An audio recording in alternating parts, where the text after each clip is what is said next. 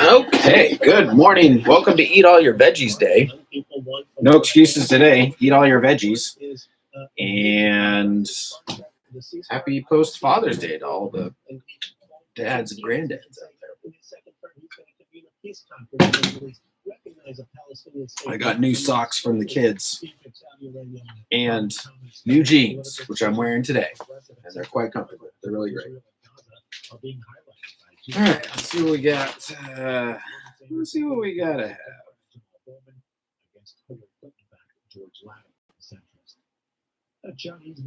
Sewer rate analyst reveals need for rate increases. Great. Fun. Sports ball. Military called the Chinese Coast Guard's report deceptive leading. Heat and cold extremes are expected this week in the U.S. Officials warned Southwest residents to take precautions Sunday as a heat wave moves east, while heavy rains and flooding could drench the Gulf states, and snow threatens parts of the Rockies and Northwest. Extreme heat spread across Arizona, New Mexico, and parts of Texas, Colorado, and Kansas as severe weather swept across many parts of the U.S. on Sunday. It was unseasonable cold in the Pacific Northwest. Snow headed to the northern Rocky Mountains and heavy rainfall. Glasser, Del Oro, Colfax football prospects get their chance to show out at Sac State Camp. Top football prospects on the West Coast flocked to Sacramento State on Wednesday and Thursday for the annual Sac State Rising Stars Camp, where they had a chance to showcase their skills for college coaches and scouts from several Division I programs, including Sac State. Sac State's Division I? Arizona, USC, Boise State, Oregon, San Francisco, Oregon State, Fresno State, Wyoming, and more were in attendance. Took notice of several local stars. 376 entrants prepare for Western States Endurance Run. Western States Endurance Run is 2 weeks out, and 376 entrants are in the home stretch of their training for the world's original ultramarathon through the high mountains and deep valleys of the Western States Trail, which provides a challenge for even the best ultra runners. This will be the 51st running of the Western States. There's a loaded field that is highlighted by three-time winner Jim Walmsley.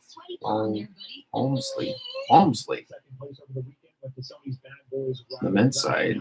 Okay, cool. Western States, that's a thing. That's happening. Any local events happening?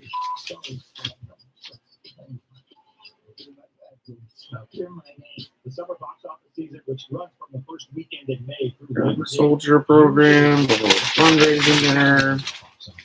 So far, ticket sales are down 28% for the summer. All right.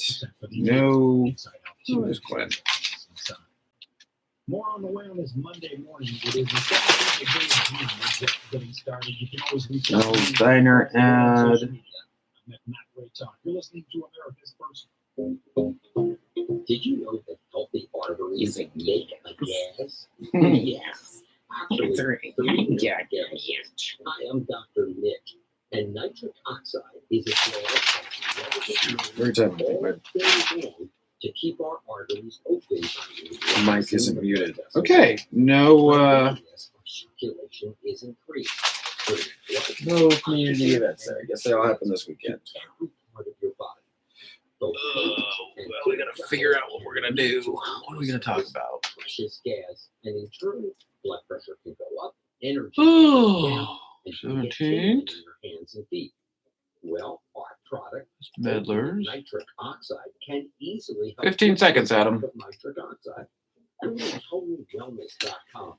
That's totalwellness.com.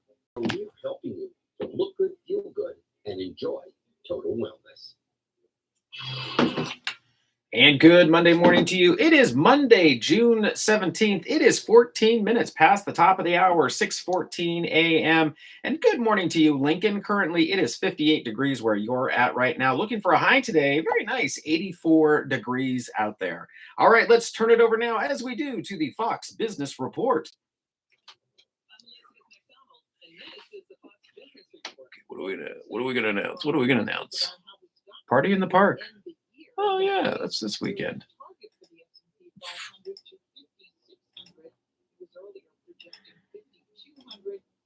Says the change reflects strong earnings from top tech companies. Shares of chipmaker Taiwan Semiconductor are up 3%. Analysts at Citi see TFC with surging demand from its cloud and artificial intelligence business for the next year and a half.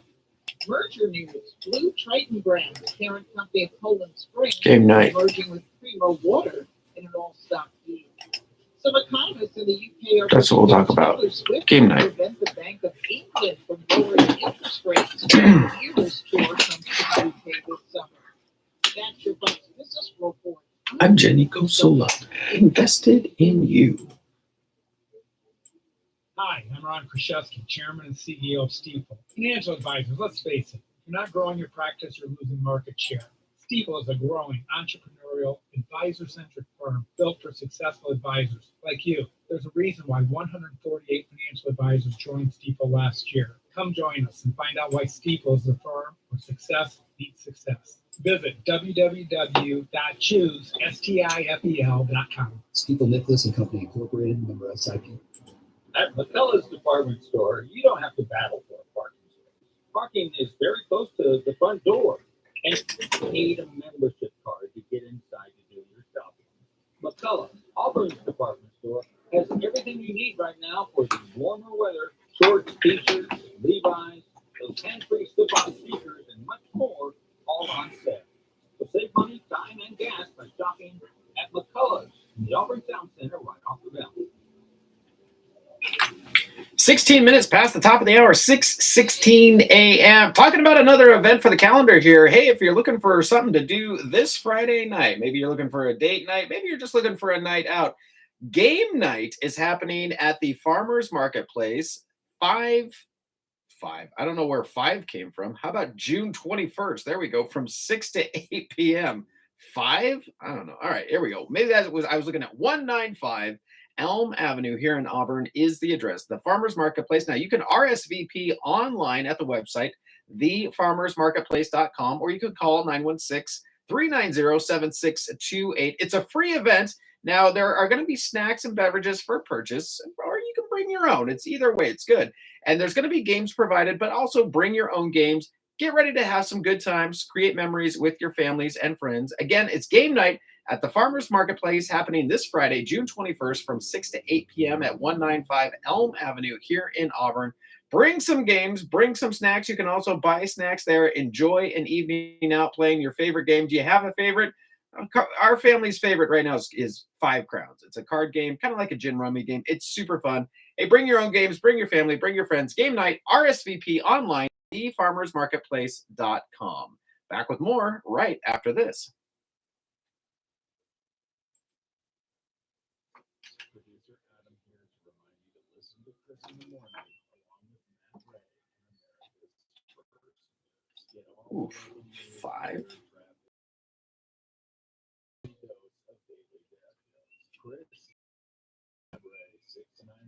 On FM 104.5 and AM 950 KAHI, the voice of the foothills. I never miss it, and neither should you. My goodness, it's early. Hi, this is Mike Nichols. What are you doing Sunday? What are you doing Sunday, baby? Well, you can take my truck down this Sunday morning at 8. If you have something to sell, or if you're looking for something, maybe you're having a yard sale, or perhaps you have a freebie you want to give away. You can give me a phone. We can chat about it live on the air. Well, what do you say now? 'Cause it's a nice day now. What are you doing Sunday, baby? 18 minutes past the top of the hour, 6:18 a.m. Coming up in our next segment at the bottom of the hour, sports ball. A's, a doubleheader yesterday.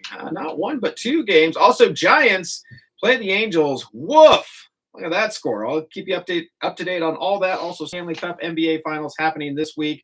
Off now to America's First News. I'll see you back here at the bottom of the hour.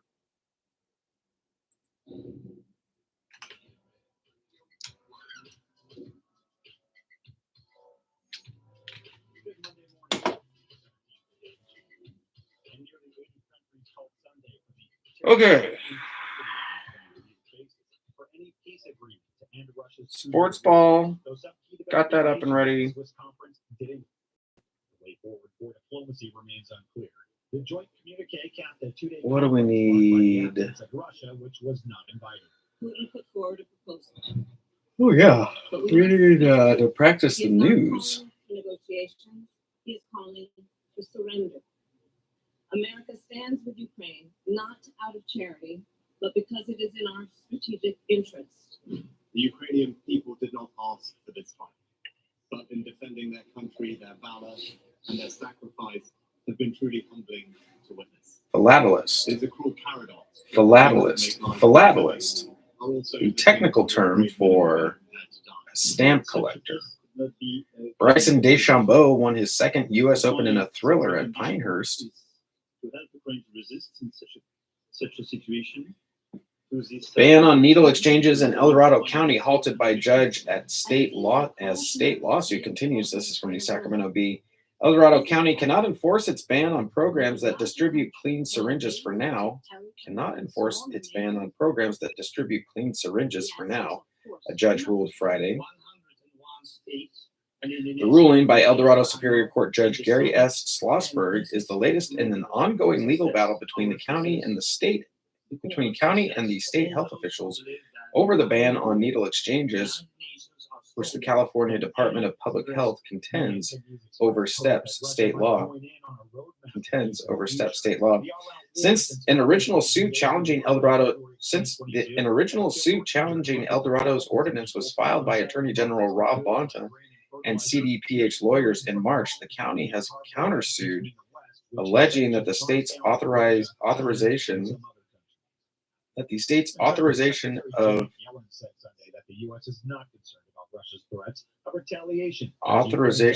Sierra Harm Reduction Coalition to carry out such programs in the county has contributed to a rise in overdoses and jeopardized public safety. Schlossberg, in his ruling, did not offer an opinion on the case or the cross-complaint. Supervisor Wendy Thomas, chair of the board, wrote that the state's lawsuit had bullied the county out of enacting the ordinance, which she said, quote, protects children and adults in our communities, unquote. County supervisors passed an ordinance in December that would stop new safe syringe programs, or SSPs, from forming and halt operations of existing ones. The ban reflected the position of many El Dorado leaders who said that such programs have made crime, drug use, and waste more unmanageable. The state health officials fought back against the ban by filing a suit against the county and Placerville. The state contends that local jurisdictions cannot override state law, which allows the programs to operate. California's Health and Safety Code exempts any harm reduction staff engaged in, quote, the distribution of hypodermic needles or syringes to participants in clean needle and syringe exchange projects, unquote, from prosecution. The injunction ordered by Schlossberg will remain in place until a ruling is made. The two sides return to court to set a trial date in November. Arguments will be heard in the countersuit. To set a trial date in November, arguments will be heard in the countersuit in August. In a statement to the Los Angeles Times about the ruling, El Dorado District Attorney Vern Pearson said, quote, we will propose narrowing the ordinance, unquote, in an effort to allow the county to renew enforcement. Back with more news after this. And from the morning, continuing out the KAHI news from the Morning Brew, taking a look at the week ahead. A heat dome will scorch the U.S. More than 260 million Americans live in areas where temperatures may exceed 90 degrees between today and Friday, as a dangerous heat wave arrives in the Northeast and expands to the Midwest and Great Lakes. Maine could see heat index values in the low hundreds. Whoa. And Detroit is forecast to have its worst heat wave in at least 20 years. In at least 20 years. Delete that last sentence there. Sports trophies could be hoisted. The Celtics in the NBA and the Panthers in the NHL are each just one win away from winning their respective championships. Meanwhile, get your second monitor ready because there are Euros soccer games on all day, every day. If that's not enough soccer for you, Copa America, the South American soccer tournament begins on Thursday. And Omaha is the center of the baseball world, with the College World Series reaching its climax this week. Juneteenth is Wednesday. Markets will be closed. Thursday is the longest day of the year in the Northern Hemisphere, which is not to be confused with what feels like the longest day of the year, the day before you leave for vacation. And Friday is Take Your Dog to Work Day. It's the one day a year remote workers wish they had an office. Not really. We need to see more evidence to convince us that inflation. And from the Morning Brew, here's what else is brewing. A wildfire north of Los Angeles forced the evacuation of at least 1,200 people and grew to more than 16 square miles. 16 square miles. Yesterday, President Biden's campaign amassed $28 million ahead of a fundraiser in LA on Saturday that featured George Clooney, Julia Roberts, and Barack Obama. Israel's military announced a daytime pause in fighting along a road in southern Gaza to allow for the delivery of more humanitarian aid, but it emphasized this didn't amount to a ceasefire. Bryson DeChambeau won his second U.S. Open in a thriller at Pinehurst. Charles Barkley said he would retire from TV following the 2024-2025 NBA season. TNT could lose its NBA broadcast rights after next season, and the Chuckster says he'd rather call it a career than go somewhere other than the network. And finally, also from the Morning Brew, today's word of the day is philatelist. Philatelist, meaning the technical term for a stamp, which is the technical term for a philatelist, which is the technical term for a stamp collector. And that's your KAHI News for this Monday, June 17th. I'm Chris Watt. My colleagues and I all put out this past week.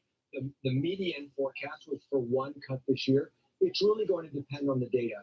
And we're in a very good position right now to take our time, get more inflation data, get more data on the economy, on the labor market, before we have to make any decisions. So we're in a strong position. But if you just said there's going to be one cut, which is what the median indicated, that would likely be toward the end of the year. Stocks have nevertheless set record highs as hopes rise that inflation is cooling enough to convince the Fed Reserve to cut interest rates later this year. Big tech stocks, meanwhile, continue to race ahead almost regardless of what the economy and interest rates are doing.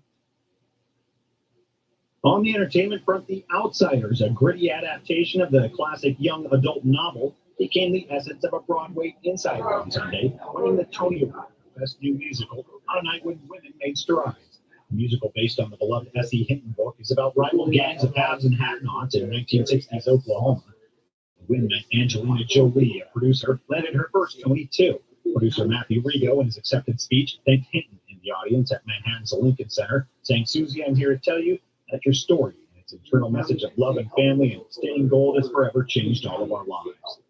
Stereophonic, the play about Fleetwood Mac-like band recording an album over a turbulent life and changing year, won Best New Play and had the night's most total content buy. It is June 17th. Grab the coffee. Let's go. You've got 8 out there. In a study, it was found that 33% of 44 herbal supplements had no trace of the advertised herb. Don't let that happen to you. Hi, this is Dr. Mitch. If you want to ensure quality, please go to totalwellness.com. Supplements made for physicians only now available to you too. Totalwellness.com, helping you to look good, feel good, and enjoy total wellness. Would your car perform better with premium gas or regular? What do octane ratings mean? I'm Ron Ananian, the car doctor. Your automotive prescription right after this. Increase fuel economy up to 7.9% with Hot Shot Secret Gasoline Extreme, the solution to maximize your engine's performance and fuel economy. Whether you're driving a sports car or a daily commuter, Gasoline Extreme is specially formulated with PEA to deep clean. Don't settle for an average driving experience. Upgrade to Hot Shot Secret Gasoline Extreme and go further on each tank. Order now on Amazon or HotShotSecret.com. Hot Shot Secret, powered by science. Today's modern vehicle, whether it's a car, SUV, or light truck, is designed with a specific fuel in mind. Read your own definition. What octane rating is the vehicle manufacturer? Okay. That's what you should use. But the car itself is the rule. Many high-end or luxury vehicles offer premium or higher octane fuel. And the reason for this is not just due to the octane Who should we shout out?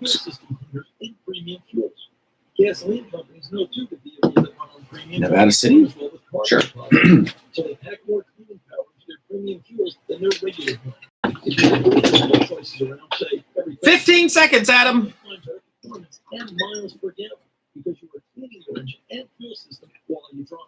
Just don't tell your mechanic you're trying to replace them. So, with your automotive prescription, I'm on an 2, 1. And good Monday morning to you. It is Monday, June 17th. It is 30 minutes past the top of the hour, 6:30 a.m. And hey, good morning to you, Nevada City. Currently, it is 52 degrees where you're at right now. Looking for a high today. Very nice. 78 degrees out there. All right, there's the sports ball music. Let's get right into it. We're going to start over in the NBA. Well, there was no game yesterday, but there is a game tonight.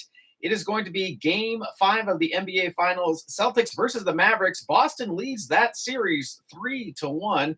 And if we head over to the NBA Stanley Cup Finals are happening as well. They're going to have their Game 5 on Tuesday, and it's the Oilers versus the Panthers.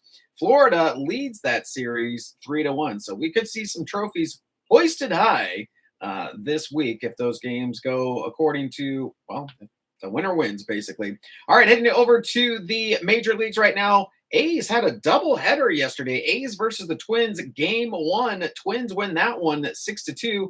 Then we head over to Game 2, and, well, the Twins won that one 8-7. So Twins take that doubleheader.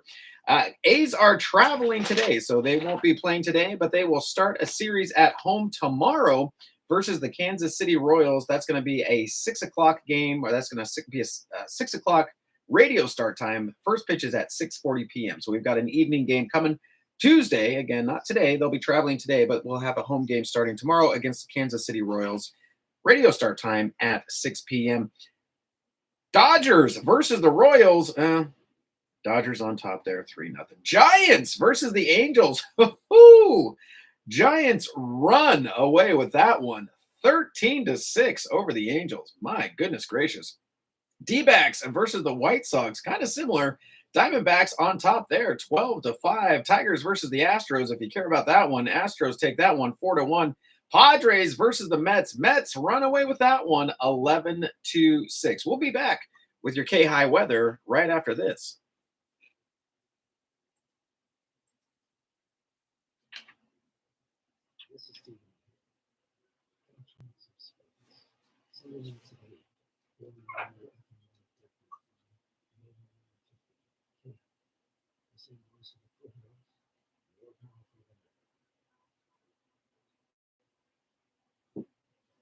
All right, Timmy, you're up.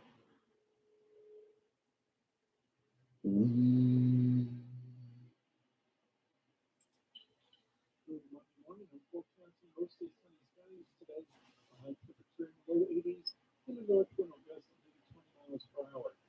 Breezy overnight, mostly clear skies in the mid to upper 50s. Tuesday's going to be mostly sunny, around 85, 86. It should stay that way for Wednesday, mostly sunny in the mid 80s. Very close to 90 Thursday, the first day of summer, mostly sunny. Good to be your altitude rate from FM 104.5 and AM 950 KAHI. Because KAHI cares. Here's another KAHI community village.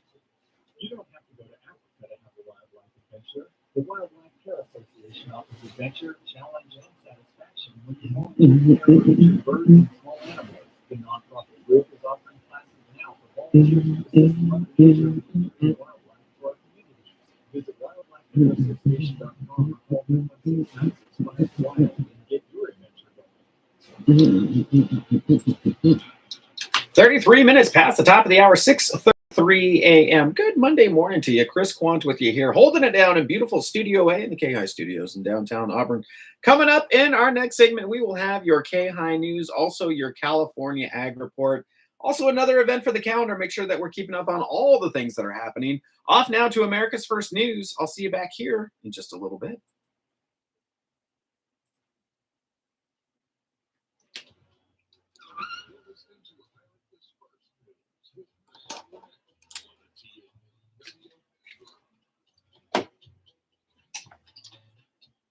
Okay, let's pick out another event that we should be talking about.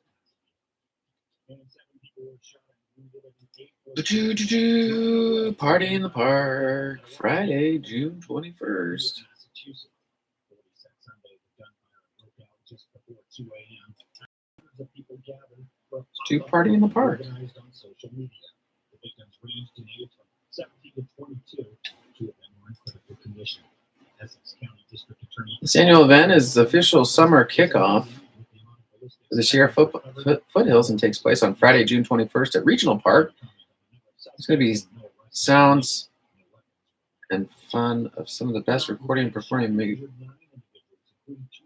It's going to be the sounds and fun of some of the best recording and performing musicians around, from banjos to screaming guitar licks. These bands will bring it. In addition to the music, there's going to be a huge beer garden and food area with everything from pizza to veggie wraps, snow cones to margaritas, and more.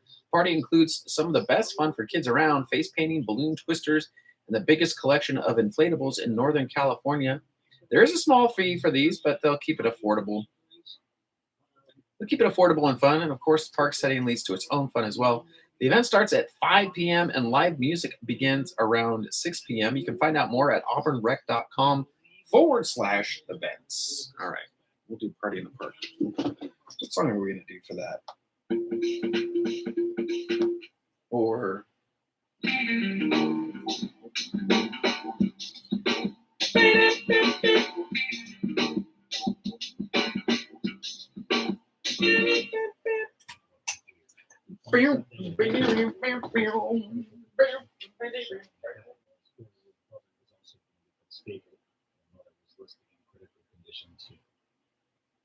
Maryland Governor Wes Moore said the cost to repair the Francis Scott Key Bridge, which collapsed earlier this year, could range between $1.7 and $1.9 billion. President Joe Biden has promised that the federal government will foot the bill to rebuild, but that suggestion has been met with backlash from some Republicans. That morning, I know people were saying this would take, 6, 9 months, up to a year to clear the federal channel. What many people said was going to take 11 months. We got done in 11 weeks, and it's because we worked together. And so the fact that the Port of Baltimore is reopened, the fact that the full federal channel, 700 feet by 50-foot depth, is now has full access, is an extraordinary accomplishment. And the federal government has provided some support here too. I've read reports that the cost of rebuilding the bridge could be nearly $2 billion. Is that accurate? I can tell you the Biden administration has been phenomenal partners. So we know the estimated cost could be between $1.7 and $1.9 billion. And the reason that we are urging a federal cost share and a 100% cost share is just simply because we have to move quickly. And I need to get this done on time and on budget. We know that in order to move fast, we've got to get that 100% cost share. So we're spending time working with members of both sides of the aisle, Democrats and Republicans. But to know that if we can work together in this moment, we are going to get something really important for the American economy done. Well, Congress would still need to sign off on that. And President Biden has pledged, as you just mentioned, to use federal dollars to rebuild. But we are getting very close to an election. Do you believe that you will get that support and those funds appropriated before we see a possible change in administration? I've been incredibly encouraged by the amount of support that we've received from both Democrats and Republicans, and I do feel confident we are going to get this done. More making the remarks to CBS's Margaret Brennan. The shipping lane into the Port of Baltimore fully reopened last week, 2 months after the bridge collapsed in May and March. The bridge had fallen after a massive vessel struck the bridge, causing the port to close. Turning to sports this morning, and Shohei Ohtani had his second 2-homer game of the season. Tyler Glasnow pitched 7 innings of 3-hit ball, and the Dodgers beat the Royals 3-0 Sunday as Mookie Betts left in the 7th inning after a pitch broke a bone in his hand. Japanese superstar Ohtani drove a sinker from Brady Singer 451 feet over the center field wall, 1 out in the third. Left center field. Ohtani obliterated. Follow Spectrum Sportsnet. Ohtani then got his 18th career multi-home run game. He connected on a first pitch slider from Singer and put it over the right field wall. Betts' injury meanwhile dampened for standout efforts by Ohtani and Glass. Logan Gilbert struck out 9 and gave up 2 hits over 8 innings, and the Mariners beat the Rangers 5-0 Sunday to sweep the series. Rookie Tyler Locklear hit a solo shot out Seattle, who improved to 12 games over 500. The Mariners won 7 of 8 in 9 straight home series. on the Lakes, Bryson DeChambeau climbed back into the most famous bunker at Pinehurst number 2, this time with the U.S. Open trophy instead of his 55-degree sand wedge, filling the silver prize with grains of sand to commemorate the best shot of his life. DeChambeau won his second U.S. Open title Sunday, one of the toughest shots in golf. I'm so happy I got that shot up and down on 18. Oh, man. I didn't want to finish second again. PGA really stung. Xander played magnificent. I wanted to get this one done, especially at such a special place that means so much to me and SMU and my dad. Payment to him. 1,000th USGA championship. I mean, stack them on top. That bunker shot was the shot of my life. And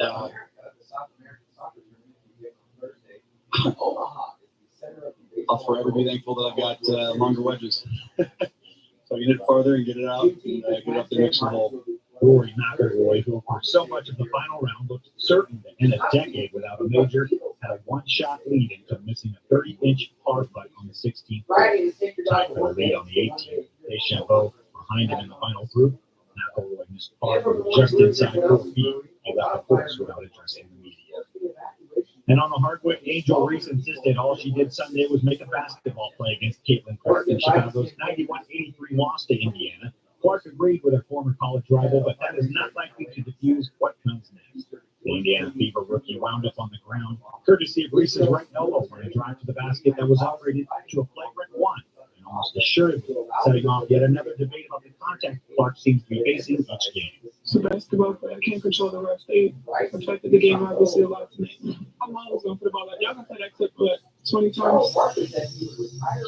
But for my we didn't get a lot of calls, and going back and looking at the film, I've seen a lot of calls that weren't made. I guess some people got a special whistle, but just being able to play hard as best as we can. I'm still proud of Camilla going on, still getting a double-double. That's something that I'm not going to stop them, regardless of the referees. Like, we're here for a while. We're not going to be denied. It's no matter what you guys can try to do, but our goal is to win, and we're going to do whatever it takes to win and continue to do that. Clark said after finishing with 23 points and 9 assists and 8 rebounds in her best all-around game as a pro, that Reese was making a basketball play. And the Boston Celtics' catastrophic performance in Game 4 of the NBA Finals gives them a chance to clinch another championship tonight under 17 banners already hanging in the TD Garden rafters. The Celtics cruised through the regular season with the best record in the NBA and then did even better in the playoffs, never trailing in a series while winning 15 of their first 17 games. They opened a 3-0 lead on Dallas in these NBA Finals, but the Mavericks avoided elimination with a 122-84 romp Friday night, the third biggest blowout in Finals history. That sent the series back to Boston, where the Celtics will again try to win their unprecedented 15th NBA title and their first since 2008. The Game 4 loss snapped Boston's franchise record 10-game postseason winning streak. Boston have been 3-0 potential elimination games so far. And Ryan Blaney has concerns heading into the final lap Sunday night in the inaugural NASCAR Cup Series race at Iowa Speedway. But turns out there was no need, according to his crew chief, and the defending series champ held on for his first victory of the season spot in the playoffs.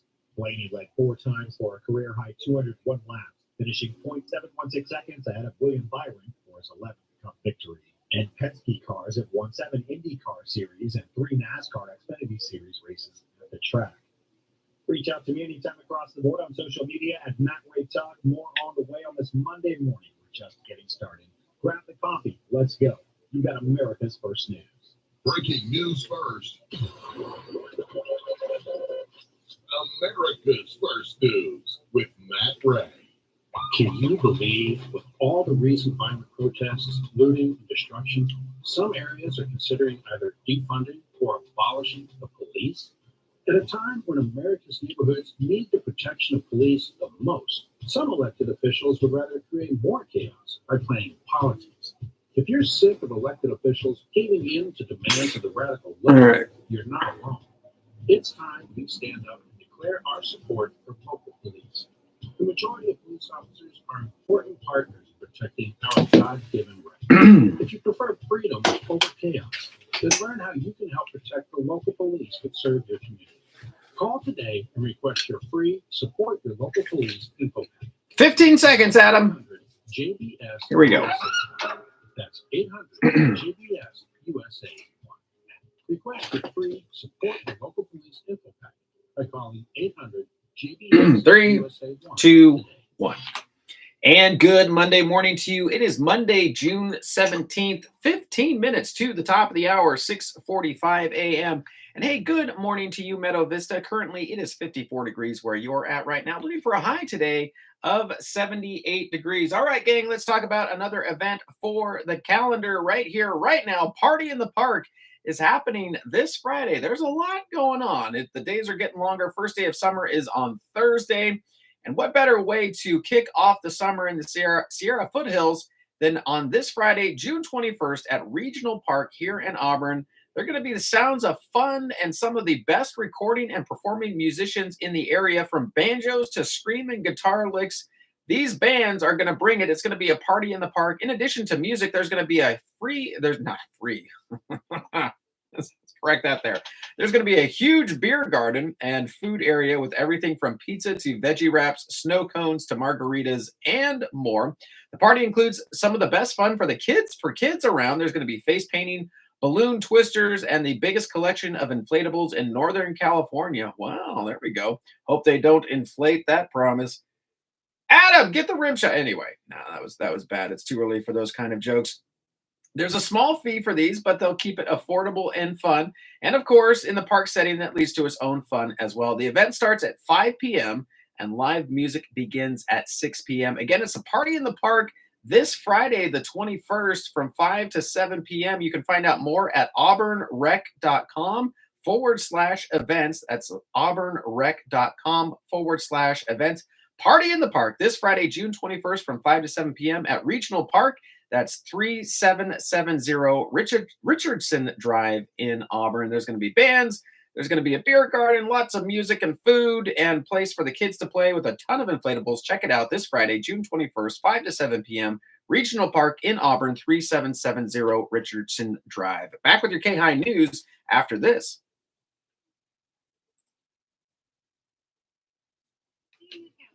With the new year, it's time to lay down the fertilizer and soon time to plant the pasture. That went out kind of long. Oh, well. Hear the term good sense of meat, great neighbors? That's true. Bring your friends, Black Farm Supply, and our knowledgeable staff will get you started. We've got your produce covered too, from livestock and poultry to cat and dog. You can see them all. Black Farm Supply, the Big Red Barn on Highway 80 in Newcastle. Come see us for all your critter and farming and ranching needs. And here's your KAHI News for this Monday, June 17th. I'm Chris Quant. Ban on needle exchanges in El Dorado County halted by judge as state lawsuit continues. This is from the Sacramento Bee. El Dorado County cannot enforce its ban on programs that distribute clean syringes for now, a judge ruled Friday. The ruling by El Dorado Superior Court Judge Gary S. Schlossberg is the latest in an ongoing legal battle between the county and state health officials over the ban on needle exchanges, which the California Department of Public Health intends oversteps state law. Since an original suit challenging El Dorado's ordinance was filed by Attorney General Rob Bonta and CDPH lawyers in March, the county has countersued, alleging that the state's authorization of Sierra Harm Reduction Coalition to carry out such a program in the county has contributed to a rise in overdoses and jeopardizes public safety. Schlossberg, in his ruling, did not offer an opinion on the case or the cross complaint. Supervisor Wendy Thomas, chair of the board, wrote that the state's lawsuit had bullied the county out of enacting the ordinance, which she said, quote, protects children and adults in our communities, unquote. County supervisors passed an ordinance in December that would stop new safe syringe programs, or SSPs, from forming and halt operations of existing ones. The ban reflected the position of many El Dorado leaders who said that such programs have made crime, drug use, and waste more unmanageable. State health officials fought back against the ban by filing a suit against the county and Placerville. The state contends that local jurisdictions cannot override state law, which allows the programs to operate. California's Health and Safety Code exempts any harm reduction staff engaged in the, quote, distribution of hypodermic needles or syringes and syringe exchange projects, unquote, from prosecution. The injunction ordered by Schlossberg will remain in place until a ruling is. Sides return to court to set a trial date in November. Arguments will be heard in the countersuit in August. In a statement to the Los Angeles Times about the ruling, El Dorado District Attorney Vern Pearson said, quote, "We will propose narrowing the ordinance," unquote, in an effort to allow the county to renew enforcement. Back with more news after this. 2023 for many people, and especially small businesses, it was a year to put in your rear view mirror. For Homer Insurance, it was a time to build relationships. And right now, thank you for the many businesses that put their trust and faith in our agency. At Homer, we strive to be the very best at what we do, and that means saving you money by working with the brightest and best insurance companies in America. Please, if you haven't called us yet, call today and let us show you why we make a difference. Every day, the small businesses all over the country. Bonds, general liability, workman's comp, auto, home, and life. Give us just a few minutes and see the thousands you can save. Call 916-339-7070 and take a walk back in time. We actually answer every call live. That number again is 916-339-7070. One of the oldest but still most effective techniques of a demagogue is to draw a sharp distinction between our tribe, us, however that's defined, and them, the others, those people who aren't quite as good, smart, wealthy, sophisticated, and on. That's us. Cult leaders have used this technique to make it okay to treat those others more poorly than members of our own tribe. Psychologist Avi Tushman, in his book Our Political Nature, talks about the different ways liberals and conservatives define tribe, those like us. Conservatives, he says, tend to have a fairly narrow definition of our tribe, while liberals have a much more expansive. You see this played out in our politics during this election. One of the candidates talks about Berman poisoning the blood of our country, echoing Adolf Hitler, while the other one talks about bringing all Americans together.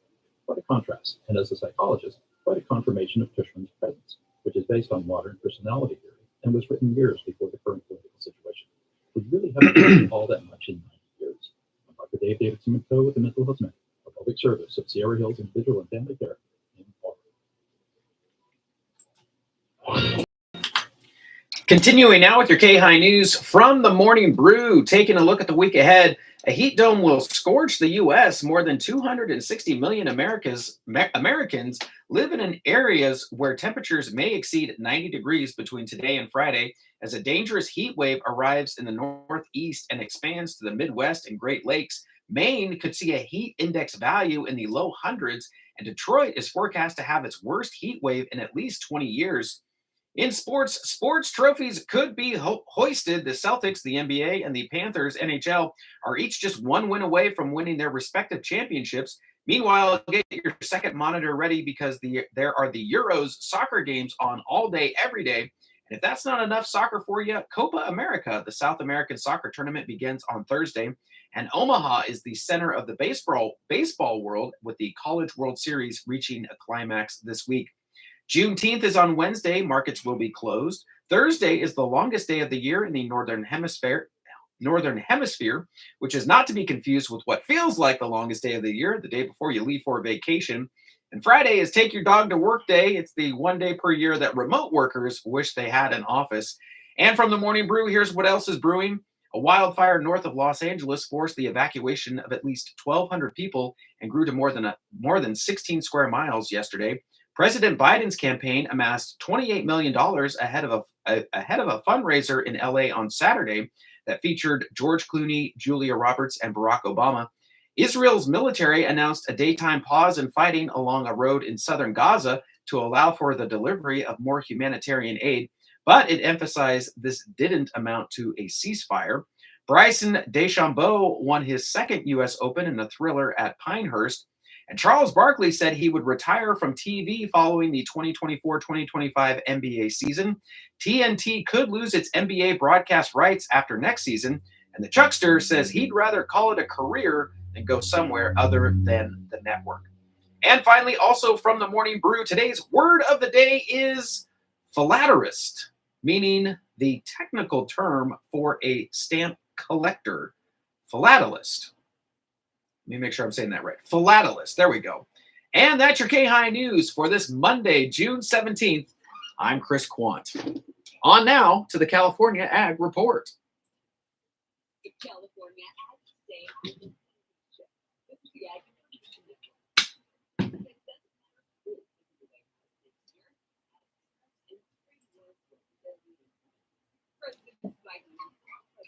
President Biden and former President Trump.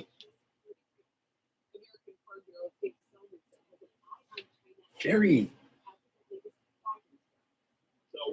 enunciating. Actually, as far as the tariff, I do like ag exports. That could be what our tariffs Okay. they do that, or something that's harder to react to, but just as harmful, right? For U.S. ag, because would they diversify their farming? That would also be defined that in the U.S. The next president will also face a significant review of USMCA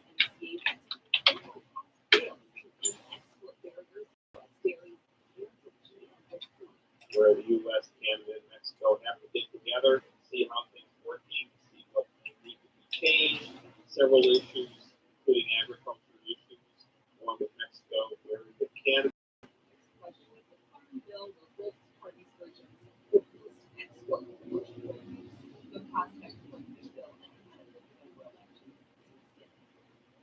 Do you know a veteran in need? After leaving Fun facts about the SAT was first introduced in 1926 as a military IQ test. It was used to assess recruits during World War I. The initial version was, of course, several times more difficult than the test was, of course, several times more difficult than the one we see today.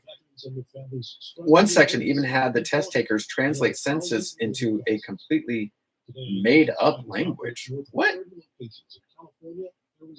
SAT does not actually stand for anything. It started out as an acronym for Scholastic Aptitude Test to pacify critics who found fault with the name. It was later changed to Scholastic Assessment Test, while other critics found fault with that version too, and it was changed to SAT-1, Regional Test Reasoning Testing. Cheating on the ACT is considered a criminal offense. A group of students in New York found out the hard way when they were caught taking the ACT for others. They were brought up on criminal charges, but eventually the charges were dropped and none of them did jail time.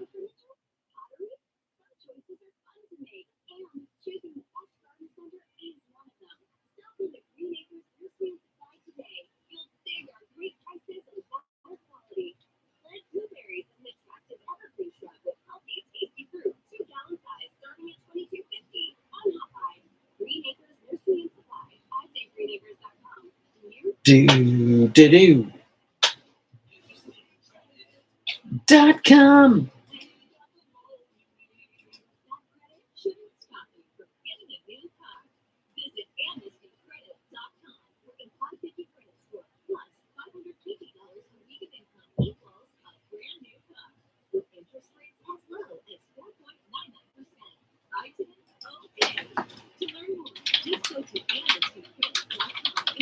Fun facts about the Statue of Liberty.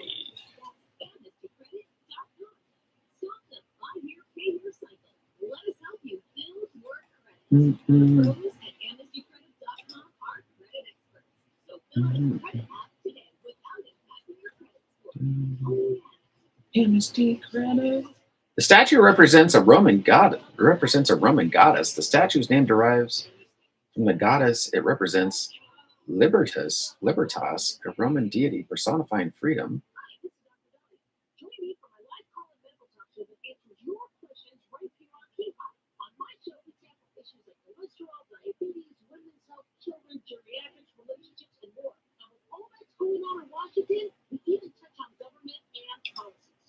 Dr. Dahlia, weekdays from 9 to noon on the Voice of the People. Join me each weekday morning right here on FM 104.5 AM 950 KAHI, the voice of the business. Talking to your kids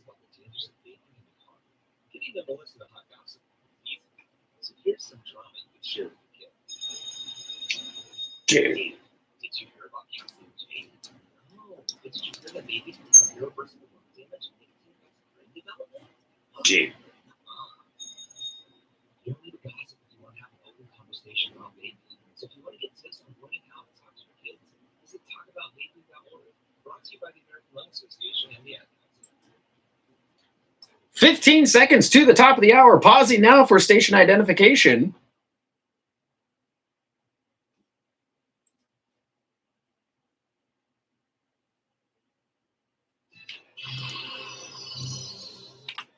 And good Monday morning to you. It is Monday, June 17th. It is right smack dab at the top of the hour, 7 a.m. here at FM 104.5, AM 950 KAHI, voice of the foothills. Good morning to you. Chris Quant here with you, holding it down in beautiful Studio A, the KAHI studios here in downtown Auburn. Loving it, loving the weather that we've been having lately. Oh, my goodness gracious. Could we have asked for a better weekend in mid-June? Now, I know it's not officially summer. I think it's officially summer on Thursday, which is going to be the longest day of the year, by the way. But if we could just hang on to this for a little bit longer, like through August, that would be great. That's all I ask. We'll check in with meteorologist Tim Root here in just a little bit to see what our weather's looking like for today. Spoiler alert, we're going to have a couple of more nice days on the calendar this week as we're getting ready to head into another beautiful week. Heads up, I'll be traveling the final 2 days of this week on Thursday and Friday. Got some travel coming up here a little bit. So we'll be hanging out, though, for these next couple of days.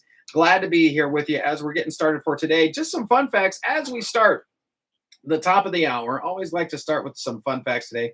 On this day in 1885, the Statue of Liberty arrived in New York Harbor. The Statue of Liberty. Now, it's a neoclassical sculpture on Liberty Island in New York Harbor. For those that didn't know, that might not know, it was a gift from France. I think we all learned that in history class. It was designed by French sculptor Frédéric, I know I'm going to mess this up, Auguste Bartholdi, I believe, and his metalwork and the metal framework was by Eiffel. You might have heard that guy, Gustave Eiffel, Eiffel's Tower, that guy who created the thing in Paris there. This amazing gift from the people in France to our country has been standing since 1886 for all to appreciate.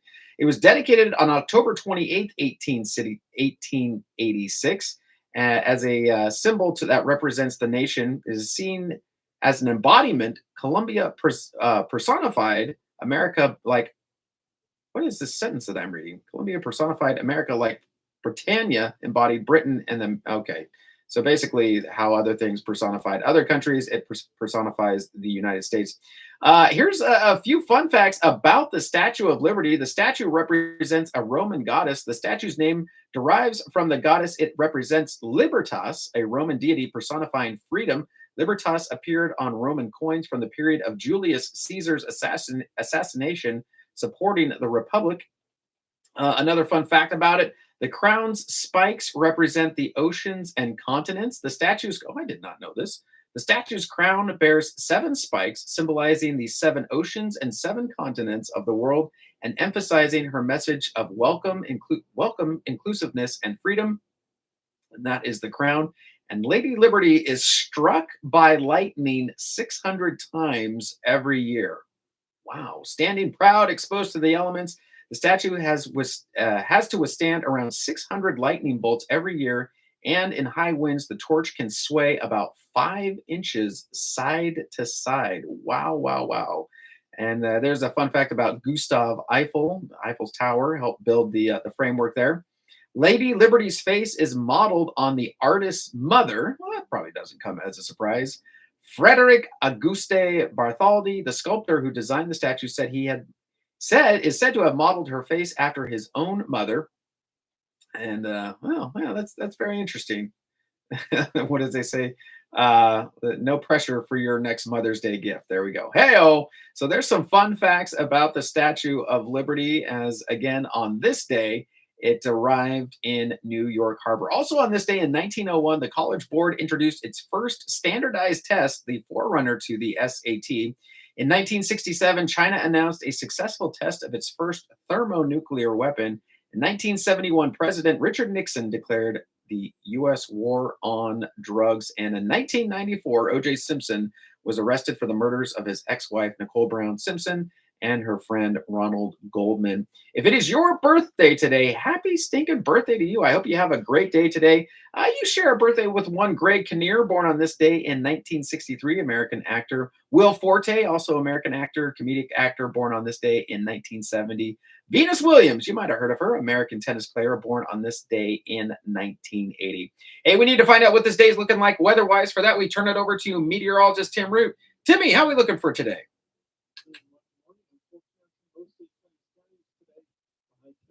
Low 80s and a north wind will gust maybe 20 miles per hour. Breezy overnight, mostly clear skies and mid to upper 50s. Tuesday is going to be mostly sunny, around 85, 86. It should stay that way for Wednesday, mostly sunny in the mid 80s. Very close to 90 Thursday, the first day of summer, mostly sunny. This is meteorologist Tim Root from FM 104.5 and AM 950 KAHI. Hi, I'm Martha Burnett. And I'm Grant Barrett. We're hosts of A Way with Words, a weekly show about language. We take your calls from anywhere in the country. And from outside the country, too. About anything and everything related to communication. It's a show about speaking and writing and why we say the things we do. It's also a show about history, family, and culture. Satisfy your linguistic curiosity Saturdays and Sundays at 7 p.m. on the Voice of the Foothills, AM 950 KAHI. Hi, this is Mike Nichols. What are you doing Sunday?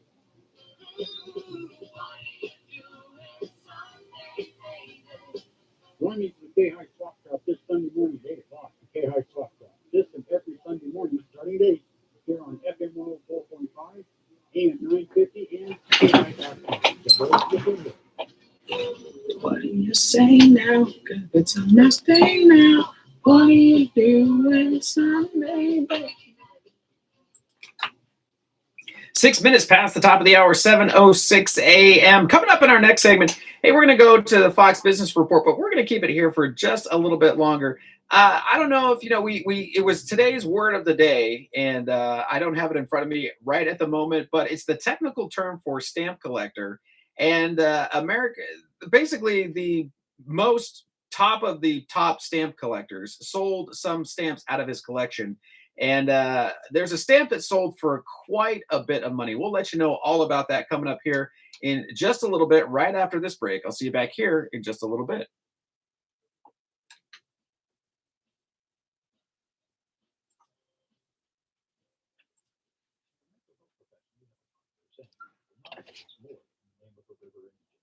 Ew.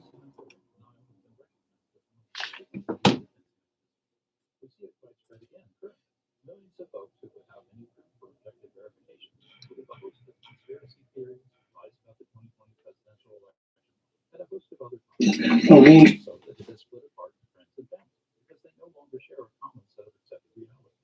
This is in large part due to the tremendous fracturing of information sources, the bane of human age. People can live totally in rabbit holes of their own choosing, never having their bogus beliefs challenged by objective reality. Of course, some have faced consequences in court for their lives. Alex Jones to Fox News, and a long list of others. But the bottom line, folks, is that it's up to you, to us, to become more savvy consumers and to question something when it seems true. Dr. Dave Davidson III with the Mental Health Minute, for public service in Sierra Hills Individual and Family Therapy in Auburn. All right, I got a message for you. Radio is the way to go if you want to advertise. Targeting your customers any shape or size. Radio is a perfect way to tell them who and where you are. They listen at work, they listen at home, and you got them in that car. You've got to go with radio when you want to advertise. Here we go. Watch me now. Hard rock and soft rock and easy listening too. Up and down the dial format just for you. Country classic talk and gospel station. Every market across the land has got a station for your situation. The cost is low, and radio is theater of the mind. You can present your information with imagination. If you want to get your message across, get your message across the airwaves with radio. Call them. They will come right over. Remember, you got to go with radio when you want to advertise. There are lots of stations just your size. More than 6 million kids in the U.S. have ADHD, and many aren't getting the support they need.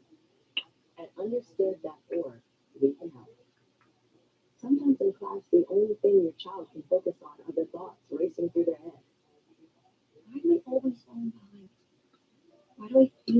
sound so different. Your child is looking for you for answers. But as a parent, you probably have a lot of questions too. What should I do next? Where do I even start? At understood.org, we provide parents with the resources they need to help them through ADHD thrive. Your child wants to thrive. Be the reason they do. Visit understood.org/the-reason to get started.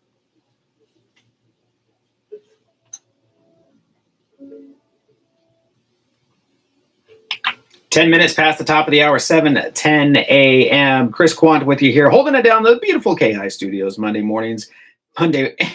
weekday mornings. Ooh, it is a Monday morning, weekday mornings from 6 to 9 a.m. Now, before we went to the break, we said, hey, today's word of the day, in case you missed it at the top or at the bottom of last hour, was philatelist. And that is the technical term for a stamp collector. And that's for a reason that we're saying that word today. Excuse me. Oh, wow, sucking in air, extra air here. From the Morning Brew, legendary investor and prominent philatelist Bill Gross, who has cobbled together the most complete collection of U.S. stamps in history, sold more than 100 of his rare stamps at auction this weekend. One of those became the most expensive stamp ever sold, $4.4 million for an 1868 1-cent Z grill featuring Benjamin Franklin. So, wow, $4.4 million for a stamp. It's an 1868 1-cent Z grill featuring Benjamin Franklin. Now, I had to go and say, okay, well, what is that? What is a Z grill stamp? It's a 1-cent postage stamp issued by the by the United States Postal Service in February of 1868, depicting Benjamin Franklin. Now, what is the grilling? The purpose of grilling stamps was to break the paper fiber of the stamp. This would cause the ink cancellation marks to soak into the paper fiber, making them more difficult to wash and reuse as postage. The first type of grill to be tried, termed philatelist, the A grill, was applied to the entire stamp. So I see, okay, the origin of philatelist, or that's all around stamps. All right. So basically the grill was to make sure that you couldn't reuse and use it over and over again. Not a bad, not too shabby of an idea there. So yeah, so the most expensive stamp sold at auction, $4.4 million for an 1868 1-cent Z grill featuring Benjamin Franklin. That happened this weekend. I've got to wonder what some of the other stamps, I would assume maybe that's as far back as it goes. Maybe he has stamps that go back farther. But it reminded me that my grandma, she was always encouraging my sister and I on the arts sides of things. And she'd take us to the Crocker Art Museum, and she was part of the photography club and the gardening club. And as a kid, you don't fully appreciate, you're like, the gardening club, the photography club. Now, she did put a 35 millimeter camera in my hand at a very young age and took me with the photography club to go around Ansel Hoffman Park and take pictures all around there. Loved it. Absolutely loved it. Once I had a camera in my hand and I got to participate, I was like, all right, this starts to make sense now. And then develop my own film. That was super fun. I'll always be grateful for that. But she tried to get us into stamp collecting. And as a 10-year-old, you're like, okay, I don't know that. I mean, can I do something with them? Can I play with them? Can we like put them on things? And no, we had to try and preserve them and get them all lined up in this nice little binder and all organized real nice. And it didn't ever take really for my sister and I the stamp. And she had some really cool stamps. And I think now if I was older, I would probably appreciate it more. But my attempt early on at stamp collecting, which if I had those stamps now, I would probably value them a lot more. And they might actually be worth something right now, along with my baseball card collection that somehow disappeared and don't know where that is. My Ken Griffey Jr. rookie upper deck card. Yep, it's lost to the ages of time, much like those stamps that Grandma gave us. But I appreciate and I'm grateful to her for trying to get us into stamp collecting, at least broaden our horizons there a little bit as kids. I'll always be grateful to my grandma Quant for that. All right, we need to go off now to the Fox Business Report as we do at this time. As we do at this time? Oh, struggling today. It's all right. It's what lack of sleep does. Poland Springs parent company Blue Triton Brands is merging with Primo Water. It's an all-stock deal. There's new management at burger chain Shake Shack. It has named Stephanie Santel as Chief Operations Officer. She's a veteran restaurant executive, formerly at Inspire Brands, where she looked over operations of more than 1,100 Arby's restaurants. And Air France says long-haul business travel is rebounding, though the recovery in China traffic remains slow. That's your Fox Business Report. I'm Jude Osoma, invested in you. Hi, I'm Ron Kraszewski, Chairman and CEO of Stifel. Financial advisors, let's face it, if you're not growing your practice, you're losing market share. Stifel is a growing, entrepreneurial, advisor-centric firm built for successful advisors like you. There's a reason why 148 financial advisors joined Stifel last year. Come join us and find out why Stifel is the firm where success beats success. Visit www.choosestifel.com. Stifel Nicholas and Company Incorporated, member SIP. This is Jen from Jana Johnston Photography. I advertise on KAHI Radio because it helps me reach people throughout the foothills who are looking for the best pictures to capture their memories that will last a lifetime. Whether it's a wedding, engagement, graduation, or celebrating a newborn, KAHI Radio connects me with my target audience like only radio can. Thanks, KAHI. To advertise your business on KAHI Radio, contact the KAHI sales staff at 530-885-5636 today. 16 minutes past the top of the hour, 7:16 a.m. Hey, here's another event for the calendar. It's a little bit out here, but plenty of time to get it and get planned for it. It's the Food Truck Fiesta. It's Friday, August 23rd at 5 p.m. It's going to be at Auburn Rec Park at 123 Recreation Drive. It's a free show. It's going to have live music, local craft beer and wine, craft vendors, amazing food trucks, and more. Again, it's going to be Friday, August 23rd at 5 p.m. It's the Food Truck Fiesta.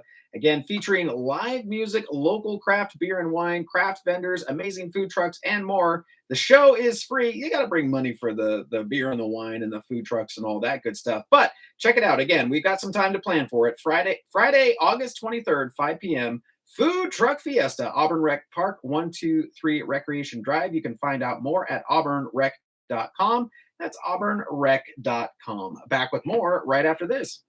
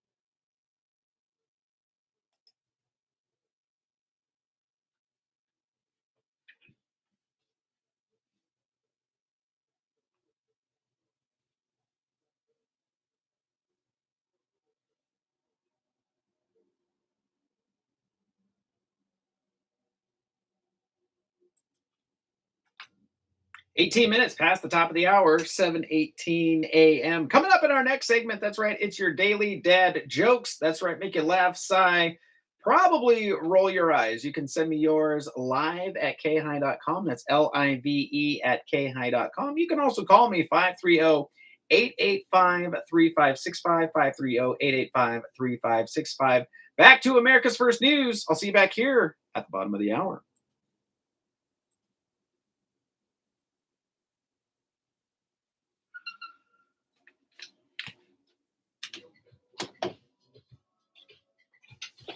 Okay.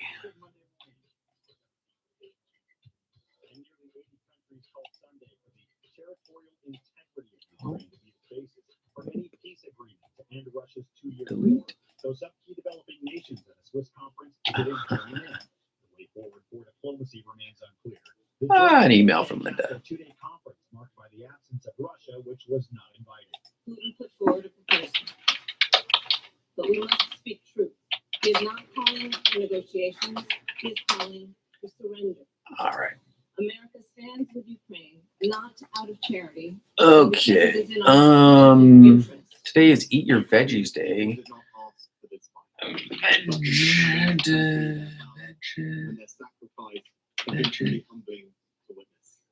Table dad jokes.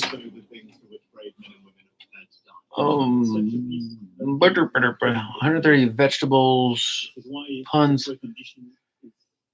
veggie jokes. Fruits and veggie jokes, vegetable puns that are unbeatable.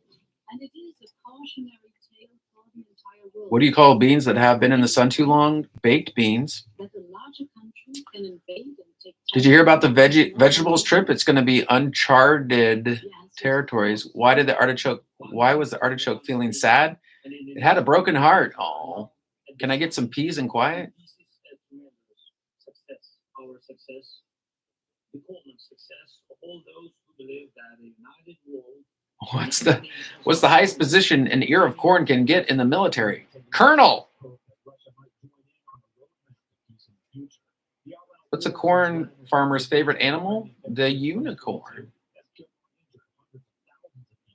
What's a carrot's favorite movie? The Karate Kid. Ew. Did you hear about the two bunnies' engagement? One of them got a 10-carat ring. What's a carrot's favorite movie? The Karate Kid. Why did the carrot make a hair appointment? Its roots were showing.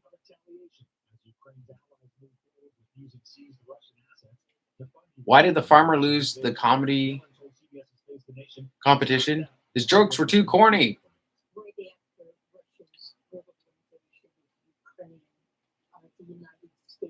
What do you call beans that have been in the sun too long? Baked beans. Ew. What's the highest position an ear of corn can get in the military? Colonel. What's a carrot's favorite movie? The Karate Kid. Did you hear about the hardworking lettuce bunch? It was promoted to the head of its department.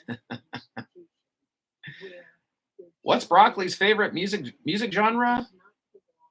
Music genre? Brock and roll. All right, we'll do those.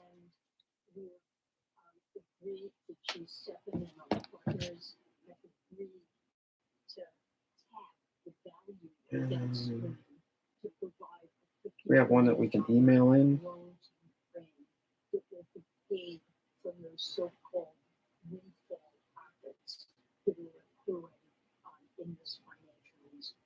So there's building on work that Europe did earlier to make sure that the flow around 3 to 5 billion a year went to Ukraine. But we're bringing that forward by making Okay. There is no sense at all in which extent remain in this institution.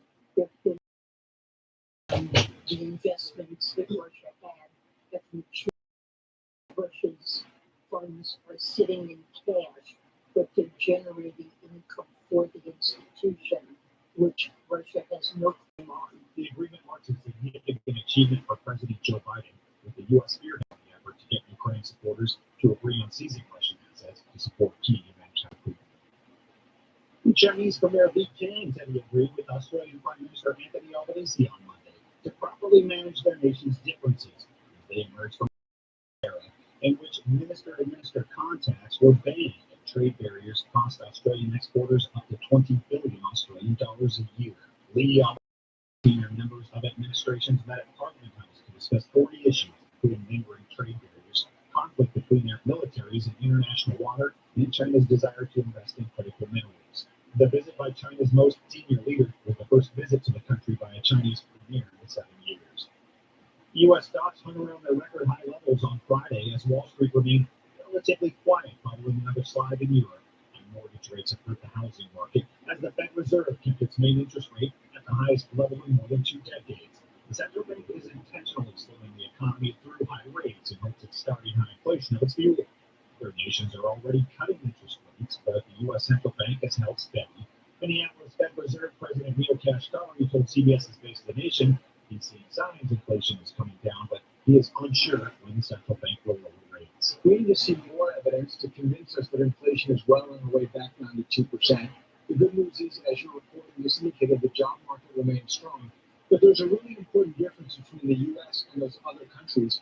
The U.S. economic fundamentals are much stronger than in most other advanced economies around the world. So they're facing declining inflation and economic weakness.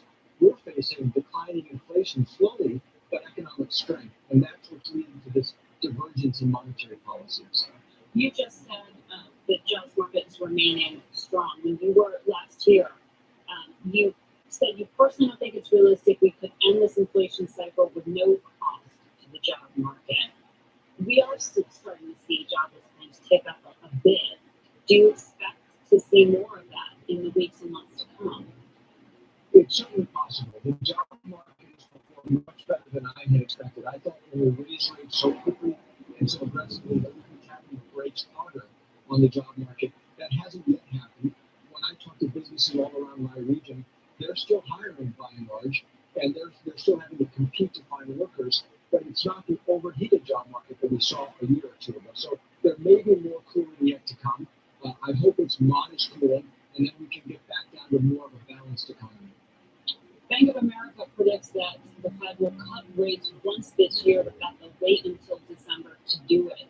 What do you think of that prediction? I think that's a reasonable prediction. If you look at what we call the summary of economic projections that my colleagues and I all put out this past week, the median forecast was for one cut this year. It's really going to depend on the data. And we're in a very good position right now to take our time, get more inflation data, get more data on the economy, on the labor market, before we have to make any decisions. So we're in a strong position.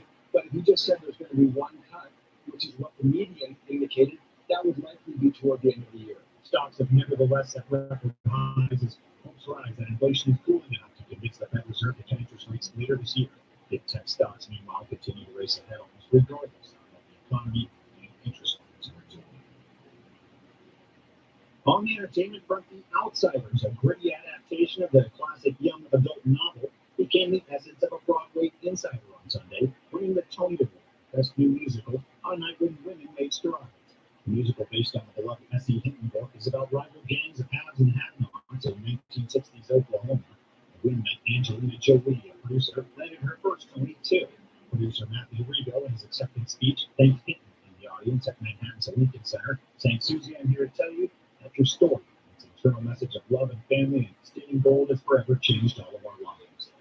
Stereophonic, the play about Fleetwood Mac like band recording an album over a turbulent life and changing year, won Best New Play and had the night's most totally different top 5. It is June 17th. Grab the coffee. Let's go. You've got 8 at bat. Let's see, if something costs less, but people are happier with it, that sounds like something to look into, and that is MediShare. Maybe you've heard switching to MediShare to pay for healthcare can save many families up to $500 a month, and that is huge. But it's also true that people are way more satisfied after making the switch, too. The member satisfaction rate for MediShare is double that of the typical health insurance plan.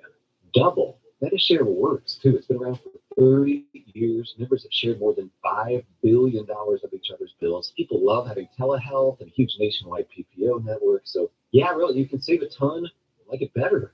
Imagine being happy with how you're taking care of your health care. So if you're self-employed or part of the gig economy, or you just want a plan you're happy with, you can call right now. You'll get a price within 2 minutes. So see what you can save. This is a very, very smart use of 2 minutes. Here's the number you need. Call 855-SHARE-40. That's 855-SHARE 40. 855-SHARE-40.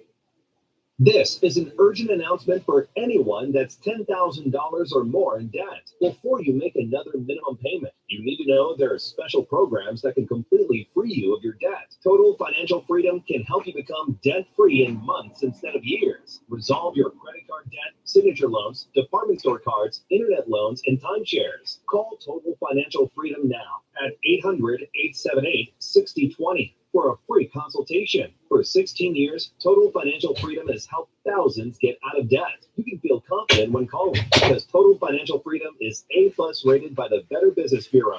Battling for years and years, stuck in the endless cycle of minimum payments could take decades. You have the right to get your debt resolved and substantially reduce your monthly payment. Total Financial Freedom now at 800-878-6020. That's 800-878-6020. 800-878-6020. And good Monday morning to you. It is Monday, June 17th, and it is right smack dab at the bottom of the hour, 7:30 a.m. here at FM 104.5, AM 950 KAHI, voice of the foothills. And hey, good morning to you, Lake of the Pines. Currently, it is 57 degrees where you're at right now, looking for a high today of 79 degrees. All right, it is that time. It is time for your daily dad jokes. That's right. Make you laugh, sigh, probably roll your eyes. Go into the inbox here. We're going to start with one from, let's see, Micah T here sent this one in. Sometimes I like to tuck my head. Let's try that again. Sometimes I like to tuck my head and legs into my chest. It's just how I roll. That was a good one. Thanks, Micah. All right, and here we go. It is National Eat All Your Veggies Day. So let's have some vegetable-related jokes, shall we? What do you call beans that have been in the sun too long? Baked beans. Ayo. How about this one? What's the highest position an ear of corn can get in the military? Colonel. That's a good one. That's pretty good. All right, how about this one? What's a carrot's favorite movie? The Karate Kid. It's supposed to be the Karate Kid, Adam, but the Karate Kid. There we go. Hey, and how about one more? Here we go. Did you hear about the hardworking lettuce bunch? It was promoted to head of its department. Hey, let's see. Do we have one more just for, okay, how about, yeah, I thought we had one more. Here we go. What's broccoli's favorite music genre? Brock and roll. Oh, we ended on a sigh. All right. Well, you can't win them all. And those have been your daily dad vegetable pun jokes. You can send me yours again like Micah did, live at KAHI.com, LIVE at KAHI.com, or you can call me 530-885-3565. Back with meteorologist Tim Root and his weather right after this.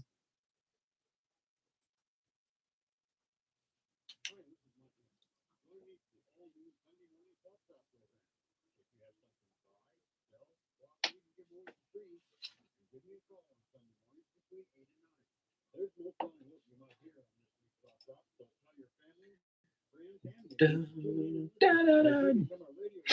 radio star. All right, Timmy, you're up.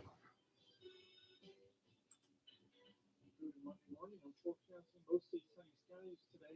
A high temperature in the low 80s and a north wind will gust to maybe 20 miles per hour. Breezy overnight, mostly clear skies in the mid-upper 50s. Tuesday is going to be mostly sunny, around 85, 86. It should stay that way for Wednesday, mostly sunny in the mid-80s. Very close to 90 Thursday, the first day of summer, mostly sunny. With the meteorologist Tim Root from FM 104.5 and AM 950 KAHI.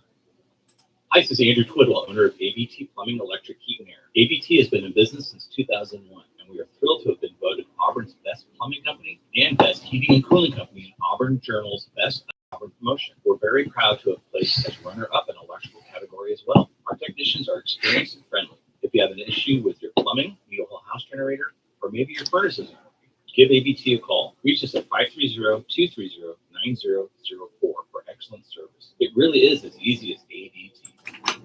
33 minutes past the top of the hour, 7:33 a.m. Coming up in our next segment, we're going to have your KAHI News, also your Fox Business Report. Stay tuned. Off now to America's First News. I'll see you back here in just a little bit.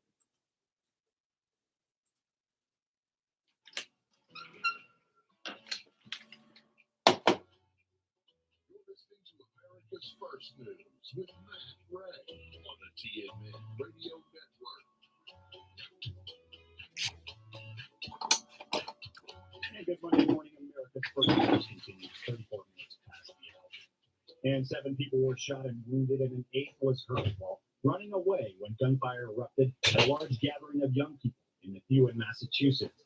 Authorities said Sunday the gunfire broke out just before 2 a.m. after hundreds of people gathered for a pop-up party organized on social media. The victims ranged in age from 17 to 22. 2 of them were in critical condition. Essex County District Attorney Paul Tucker told a news conference, "It's amazing, with the amount of ballistics evidence recovered, that more people weren't injured." Authorities declined to comment on the number of suspects, and no arrests had been made. No weapons were recovered. An armed man shot and injured 9 individuals, including 2 children, at a water park near Detroit Saturday evening before shooting himself after being cornered by police. Authorities called the incident random gunfire and said they cornered the suspect in a house nearby where he died after shooting himself. Oakland County Sheriff Michael Bouchard. What we have is, at this point, it sounds like we have 9, maybe 10 victims, GSW gunshot wound victims of varying kinds of injuries. We have recovered a 9mm Glock semi-automatic handgun and 3 empty magazines. We believe we have an individual who is a suspect contained nearby, so that if you're sheltering in place in the parks, I think it's okay for you to go home. We'd ask people to stay out of the area, though. Bouchard said the 42-year-old suspect lived with his mother at the time, who was not home. He said the suspect was reportedly dealing with mental health issues, while the motives for the shooting were unclear. On Sunday, an 8-year-old boy was listed in critical condition. He was shot in the head, while his 4-year-old brother was also wounded but stable. Their mother was listed in critical condition, too. Maryland Governor Wes Moore said the cost to repair the Francis Scott Key Bridge, which collapsed earlier this year, could range between $1.7 and $1.9 billion. President Joe Biden has promised that the federal government will foot the bill to rebuild, but that suggestion has been met with backlash from some Republicans. That morning, I know people take 6, 9 months, up to a year to clear the federal channel. And what many people said was going to take 11 months, we got done in 11 weeks. And it's because we worked together. And so the fact that the Port of Baltimore is reopened, the fact that the full federal channel, 700 feet by 50-foot depth, has full access, is an extraordinary accomplishment. And the federal government has provided some support here too. I've read reports that the cost of rebuilding the bridge could be nearly $2 billion. Is that accurate? I can tell you the Biden administration have been phenomenal partners. So we know the estimated cost could be between $1.7 and $1.9 billion. And the reason that we are urging a federal cost share and a 100% cost share is just simply because we have to move quickly. And I need to get this done on time and on budget. We know that in order to move fast, we've got to get that 100% cost share. So we are spending time working with members of both sides of the aisle, Democrats and Republicans. But to know that if we can work together in this moment, we are going to get something really important for the American economy done. Well, Congress would still need to sign off on that. And President Biden has pledged, as you just mentioned, to use federal dollars to rebuild. But we are getting very close to an election. Do you believe that you will get that support and those funds appropriated before we see a possible change in administration? I've been incredibly encouraged by the amount of support that we've received from both Democrats and Republicans, and I do feel confident we are going to get this done. More making the remarks to CBS's Margaret Brennan. The shipping lane into the Port of Baltimore fully reopened last week, more than 2 months after the bridge collapsed into the bay in March. The bridge had fallen after a massive vessel struck the bridge, causing the port to close. Turning to sports this morning, and Shohei Ohtani had his second 2-homer game of the season. Tyler Glasnow pitched 7 innings of 3-hit ball, and the Dodgers beat the Royals 3-0 Sunday as Mookie Betts left in the 7th inning after a pitch broke a bone in his hand. Japanese superstar Ohtani drove a sinker from Brady Singer 451 feet over the center field wall, 1 out in the 3rd. 2-1, fly ball, left center field. Ohtani obliterated. The call on Spectrum Sportsnet. Ohtani then got his 18th career multi-home run game when he connected on a first pitch slider from Singer and put it over the right field wall. Betts' injury meanwhile dampened what were standout efforts by Ohtani and Glasnow. Logan Gilbert struck out 9 and gave up 2 hits over 8 innings, and the Mariners beat the Rangers 5-0 Sunday to sweep the series. Rookie Tyler Locklear hit a solo shot to help Seattle to improve to 12 games over 500. The Mariners have won 7 of 8 and 9 straight home series. On the lakes, Bryson DeChambeau climbed back into the most famous bunker at Pinehurst number 2, this time with the U.S. Open trophy instead of his 55-degree sand wedge, filling the silver prize with grains of sand to commemorate the best shot of his life. DeChambeau won his second U.S. Open title Sunday with one of the toughest shots in golf. I'm so happy I got that shot up and down on 18. Oh, man. I didn't want to finish second again. PGA really stung. Xander played magnificent. I wanted to get this one done, especially at such a special place that means so much to me and SMU and my dad, what pain meant to him. The 1000th USGA championship. I mean, just stack them on top. That bunker shot was the shot of my life. And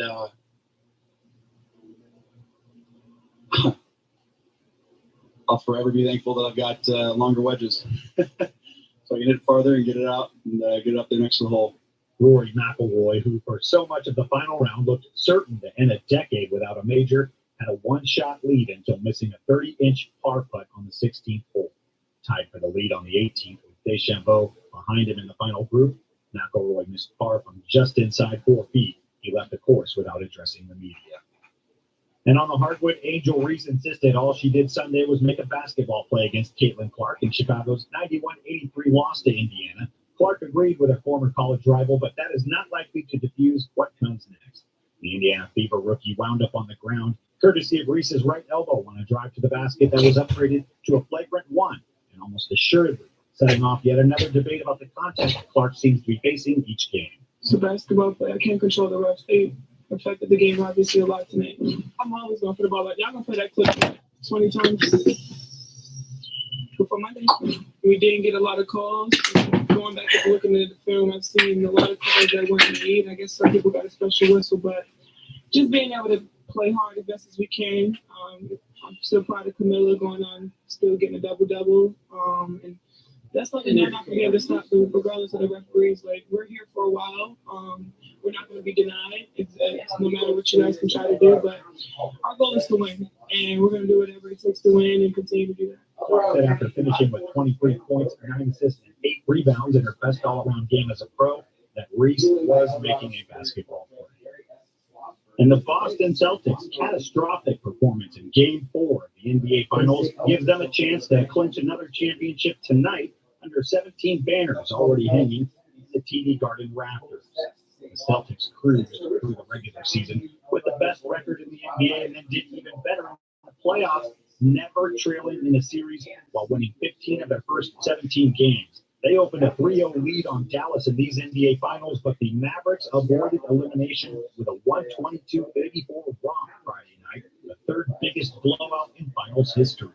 That sent the series back to Boston, where the Celtics will again try to win their unprecedented 18th NBA title and their first since 2008. The Game 4 loss snapped Boston's franchise record 10-game postseason winning streak. Boston had been 3-0 in potential elimination games so far in these playoffs.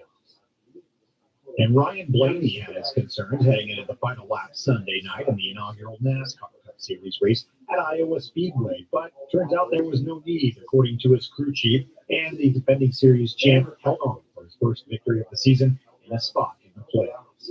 Blaney led 4 times for a career, 1 lap, finishing 0.716 seconds ahead of William Byron for his 11th Cup victory. And Penske cars have won 7 IndyCar Series and 3 NASCAR Xfinity Series races at the track. Reach out to me anytime across the board on social media at Matt Ray Talk. More on the way on this Monday morning. We're just getting started. Grab the coffee. Let's go. You've got America's First News. Breaking news first.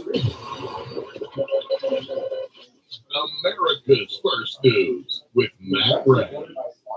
In 2024, the American Heart Association celebrates 100 years of life-saving service as the world's leading nonprofit organization focused on heart and brain health. Heart disease still kills more people in the United States each year than all types of cancer combined, but more than half of Americans are unaware of this fact, according to a recent Harris Poll survey conducted for the American Heart Association. However, the majority of heart disease is preventable. New research has improved the prevention, diagnosis, and treatment of heart disease and its risk factors. Efforts led by the American Heart Association have reduced deaths from heart disease by half over the past century and helped people with heart disease live longer and more productive lives while managing their condition and risk factors. To learn more about the American Heart Association's Century of Service and how you can help, visit heart.org/centennial. We are the entertainment you love and information that shapes your day. We are your lifeline. We are your companions. We are broadcasters. And good Monday morning to you. It is Monday, June 17th. It is 15 minutes to the top of the hour, 7:45 a.m. here at FM 104.5, AM 950 KAHI, voice of the foothills. And hey, good morning to you, Colfax. Currently, it is 57 degrees where you're at right now, looking for a high today of 78 degrees. Hey, let's talk about another event for the calendar. It's Parks and Big Trucks. It's happening Saturday, July 20th. So we've got some time to plan for this one. Parks and Big Trucks, Trucks and Family Swim. This is Saturday, July 20th from 4 to 6 p.m. Explore and touch every truck. Now, this is for the kiddos, the grand kiddos, but also the big kiddos too, because let's be honest, there's some, when it comes to like big trucks and heavy machinery, and it's kind of fascinating. I don't know, maybe that's just a guy talking, but explore and touch every truck. They might have a fire truck out there, police truck, California fire helicopter, construction trucks, cement trucks, food trucks. Oh, that's a great kind of truck right there. Tow truck, bulldozer, garbage truck, and ambulance. Get the kiddos out there. Get the big kiddos out there as well for the kids and the grandkids there. Again, it's going to be Parks and Big Trucks, Trucks and Family Swim. That's going to be Saturday, July 20th from 4 to 6 p.m. It's going to be at Recreation Park and Sierra Pool. That's at 123 Recreation Drive.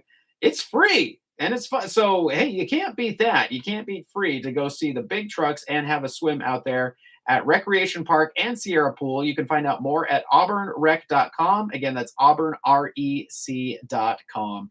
Back with your KAHI News right after this. Day, we talk to business owners, large and small, about the headaches they face with workmen's compensation. The rates keep going up, and those audits are a nightmare. Hi, Vince Harris from Homer Insurance. We tie your payroll and your work comp to mitigate much of the auditing issues, and the savings you'll enjoy will amaze you. Call us today at Homer Insurance, 339-7070, and see how much you can save. That number again, 916-339-7070. And here's your KAHI News for this Monday, June 17th. I'm Chris Quant. Ban on needle exchanges in El Dorado County halted by judge as state lawsuit continues. This is from the Sacramento Bee. El Dorado County cannot enforce its ban on programs that distribute clean syringes for now, a judge ruled Friday. The ruling by El Dorado Superior Court Judge Gary S. Schlossberg is the latest in an ongoing legal battle between the county and state health officials over the ban on needle exchanges, which the California Department of Public Health contends oversteps state law. Since an original suit challenging El Dorado's ordinance was filed by Attorney General Rob Bonta and CDPH lawyers in March, the county has countersued, alleging that the state's authorization of Sierra Harm Reduction Coalition to carry out such a program in the county has contributed to a rise in overdoses and jeopardized public safety. Schlossberg, in his ruling, did not offer an opinion on the case or the cross complaint. Supervisor Wendy Thomas, chair of the board, wrote that the state's lawsuit had bullied the county out of enacting the ordinance, which she said, quote, protects children and adults in our communities, unquote. County supervisors passed an ordinance in December that would stop new safe syringe programs, or SSPs, from forming and halt operations of existing ones. The ban reflected the position of many El Dorado leaders who said that such programs have made crime, drug use, and waste more unmanageable. State health officials fought back against the ban by filing a suit against the county and Placerville. The state contends that local jurisdictions cannot override state law, which allows the programs to operate. California's Health and Safety Code exempts any harm reduction staff engaged in, quote, the distribution of hypodermic needles or syringes to participants in clean needle and syringe exchange projects, unquote, from prosecution. The injunction ordered by Schlossberg will remain in place until a ruling is made. The two sides return to court to set a trial date in November. Arguments will be heard in the countersuit in August. In a statement to the Los Angeles Times about the ruling, El Dorado District Attorney Vern Pearson said, quote, "We will propose narrowing the ordinance," unquote, in an effort to allow the county to renew enforcement. Back with more news after this. In the air conditioning business, the state of California has millions of regulations, but surprisingly, almost nothing when it comes to the technical knowledge required of a heating and air technician. That means they can send a salesman. Philatelist, philatelist, philatelist, philatelist, philatelist, philatelist.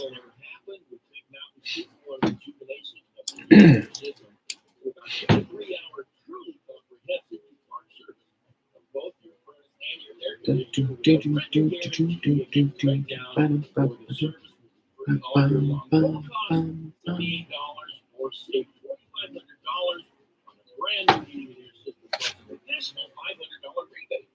Replace your old R22 system. Details at 916-378-6270 or BigMountainAir.com. At Sunrise Natural Foods, folks 55 and better save 15% every Wednesday, and everyone can save on hundreds of products throughout the store every day. Check out these June specials. All Country Life products now 25% off. All Life Extension products 30% off. All Now products 30% off. And you can pick up Dr. McCullough's vitamins C and D at 25% off. Visit us today in Auburn and in Roseville, and always sunrisenaturalfoods.net. Hi, this is Dr. Dahlia, and I'm thrilled to announce that I joined the KAHI radio team. Each weekday morning from 9 to noon, I'm live on KAHI. We tackle issues like cholesterol, diabetes, women's health, children, geriatrics, relationships, and more. And with all that's going on in Washington, we even touch on government and policies impacting your health. The Dr. Dahlia Show is also a live call-in medical talk show that answers your questions on the air. Join me, Dr. Dahlia, Monday through Friday from 9 to noon here on FM 104.5 and AM Text 9 to 11. KAHI, the voice of the foothills. Continuing now with your KAHI news from the Morning Brew, taking a look at the week ahead. A heat dome will scorch the U.S. More than 260 million Americans live in areas where temperatures may exceed 90 degrees between today and Friday, as a dangerous heat wave arrives in the Northeast and expands to the Midwest and Great Lakes. Maine could see a heat index values in the low hundreds, and Detroit is forecast to have its worst heat wave in at least 20 years. Sports trophies could be hoisted. The Celtics, NBA, and the Panthers, NHL, are just each one win away from winning their respective championships. Meanwhile, get your second monitor ready because there are the Euros soccer games on all day, every day. And if that's not enough soccer for you, Copa America, the South American soccer tournament, begins on Thursday. And Omaha is the center of the baseball world, with the College World Series reaching a climax this week. Juneteenth is Wednesday. Markets will be closed. Thursday is the longest day of the year in the Northern Hemisphere, which is not to be confused with what feels like the longest day of the year, the day before you leave for vacation. And Friday is Take Your Dog to Work Day. It's the one day per year remote workers wish they had an office. And from the Morning Brew, here's what else is brewing. A wildfire north of Los Angeles forced the evacuation of at least 1,200 people and grew to more than 16 square miles yesterday. President Biden's campaign amassed $28 million ahead of a fundraiser in LA on Saturday that featured George Clooney, Julia Roberts, and Barack Obama. Israel's military announced a daytime pause in fighting along a road in southern Gaza to allow for the delivery of more humanitarian aid, but it emphasized this didn't amount to a ceasefire. Bryson DeChambeau won his second U.S. Open in a thriller at Pinehurst. And Charles Barkley said he would retire from TV following the 2024-2025 NBA season. TNT could lose its NBA broadcast rights after next season, and the Chuckster says he'd rather call it a career than go somewhere other than the network. And finally, also from the Morning Brew, today's word of the day is philatelist, meaning the technical term for a stamp collector, philatelist. And that's your KAHI News for this Monday, June 17th. I'm Chris Quant. Back with more after this. To the Garden Goddesses, Saturday mornings at 8, right here on the voice of the foothills. In Mississippi from the Garden Goddesses. Thanks for being a loyal listener, and please join us every Saturday morning from 8 to 9 on Inch by KAHI, the Voice of the inch, Foothills, row by and we will row. teach you all we know about gardening. I've learned so much myself. You can learn so much on your show. It is the ultimate gardening show. Absolutely. So join us every Saturday morning from 8 to 9. Inch by inch, row by row. Catch Sinatra and Friends Saturdays and Sundays right here. 104.5 FM, AM 950 KAHI. Join Frank and his friends, Sandy, Pete, Tony Bennett, and more, performing songs from the Great American Songbook. Sinatra and Friends Weekends, brought to you by Naturewood Home Furnishing on Folsom Boulevard, Rancho Cordova, right here on the Voice of the Foothills, 104.5 FM, AM 950, and streaming all over the world at KAHI.com. Can we be feeling in this month to the afternoon? And how can it happen?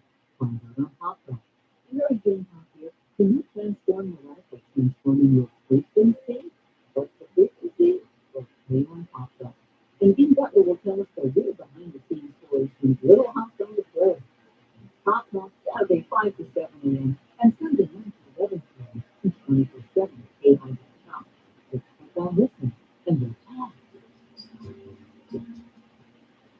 Hello, KAHI listeners. This is Ann Hidalgo, your host of Time for Seniors. You might be used to hearing us at 6 a.m. on Saturdays, but we moved to 12 noon.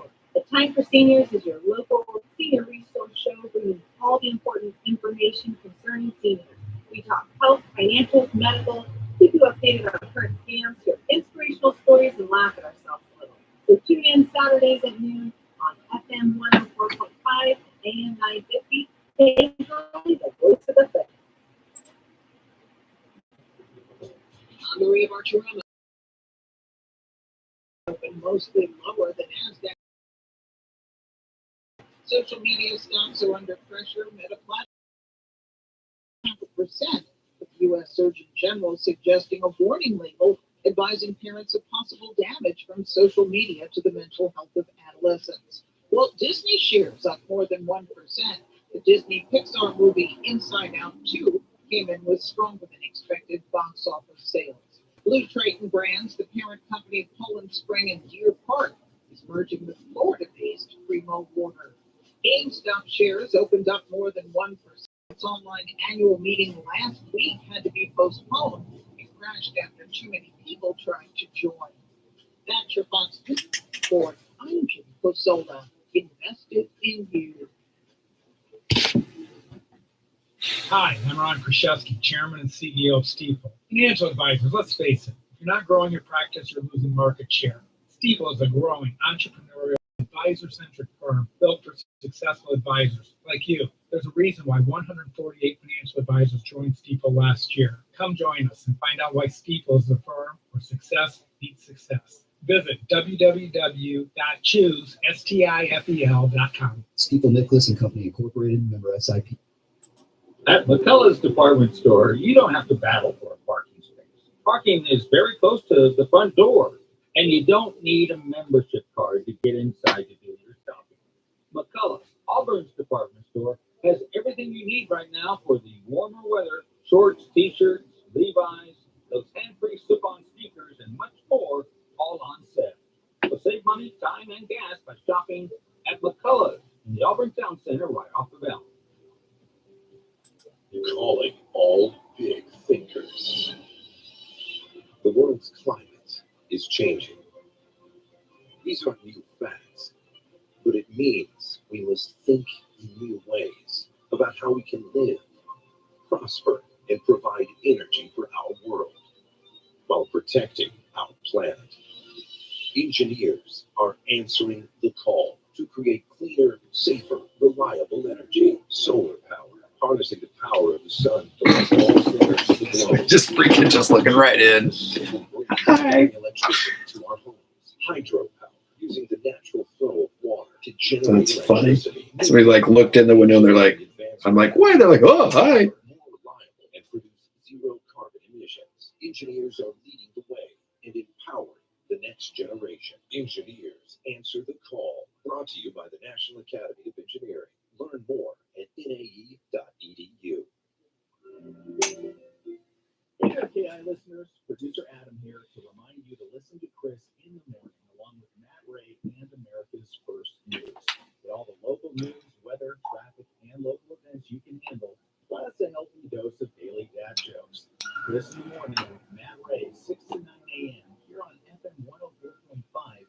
AM 950 KAHI, the voice of the foothills.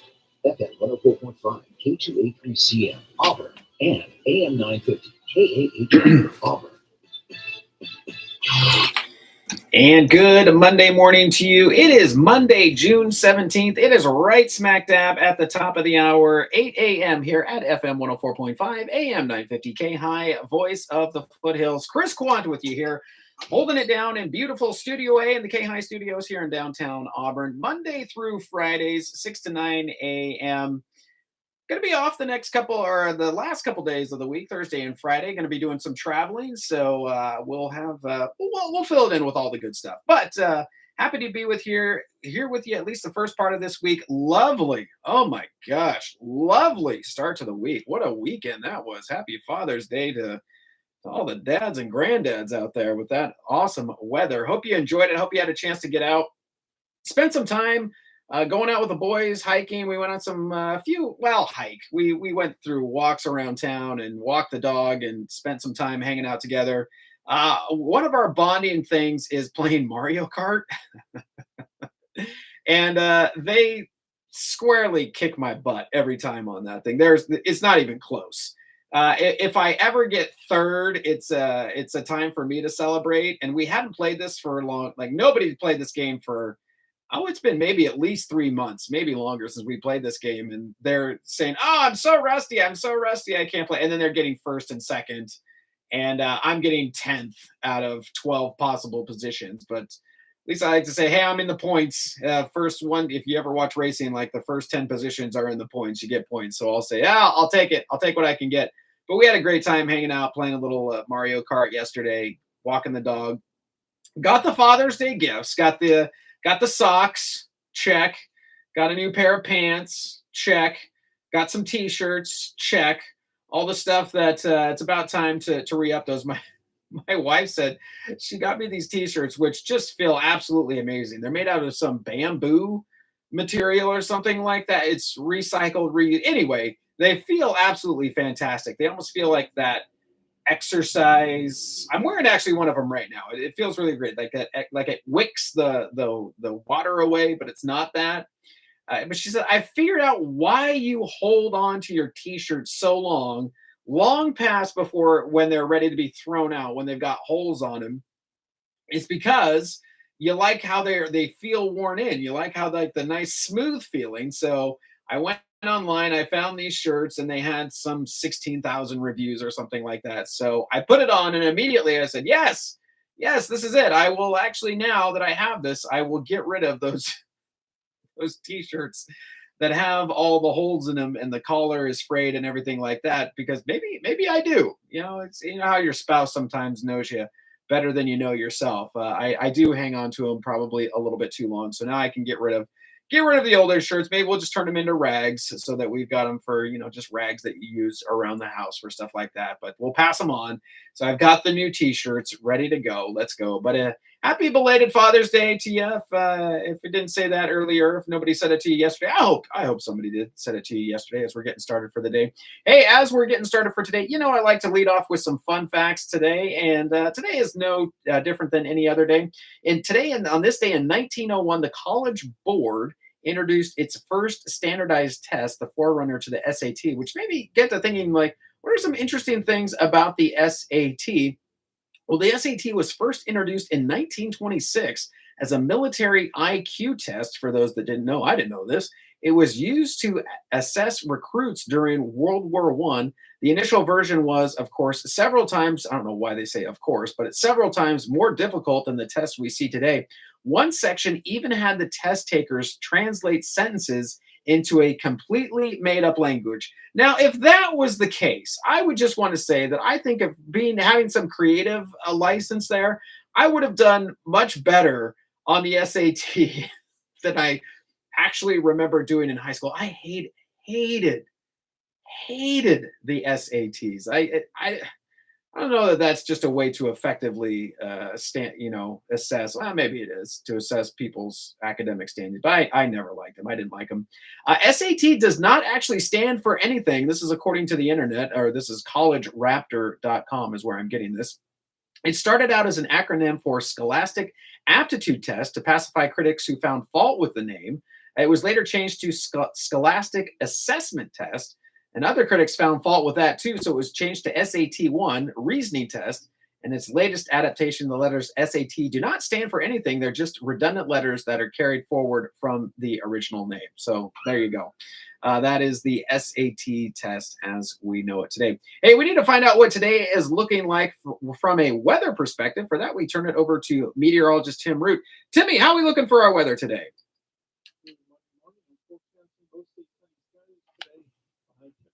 Low 80s and a north wind will gust maybe 20 miles per hour. Breezy overnight, mostly clear skies in the mid to upper 50s. Tuesday's going to be mostly sunny around 85, 86. It should stay that way for Wednesday, mostly sunny in the mid 80s. Very close to 90 Thursday, the first day of summer, mostly sunny. This is meteorologist Tim Root from FM 104.5 and AM 950 KAHI. Pace Supply in Yuba City would like to take a special time out to recognize and salute the men and women in uniform who are standing tall for our political and economic freedom around the globe. Let's remember them in our thoughts, prayers, and letters from home. That's from your friends at Pace Supply at 717 Ridge Street in Yuba City. They are always working to keep our community moving in a positive direction. They also send a special salute to U.S. Army veteran Greg DeBono, one of our own. Because KAHI cares. Here's another KAHI Community Bulletin Board.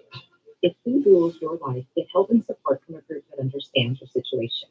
Overeaters Anonymous is a support group for eating disorders.